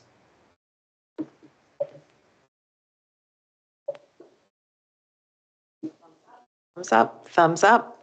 Okay, you have a thumbs up. Thumbs up. I'm just going to share, like, it's incredible what they have. So I will send this on to everybody. So this is a picture of their board meeting, and they had 7 board members at that time. We have 7 now. There's also the newspaper articles. So I will forward that all. Some of it's really hard to read, but they also took out an ad in the paper to vote for these 2 women. So it was quite voters' attention.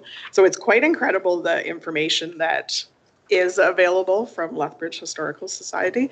And so I will share that with everybody, and maybe at the committee of the whole, I'll update of where we're at, but I at least have those 2 plans. So if you can tentatively, I'm guessing most likely it'll be that December 10th at 12 o'clock.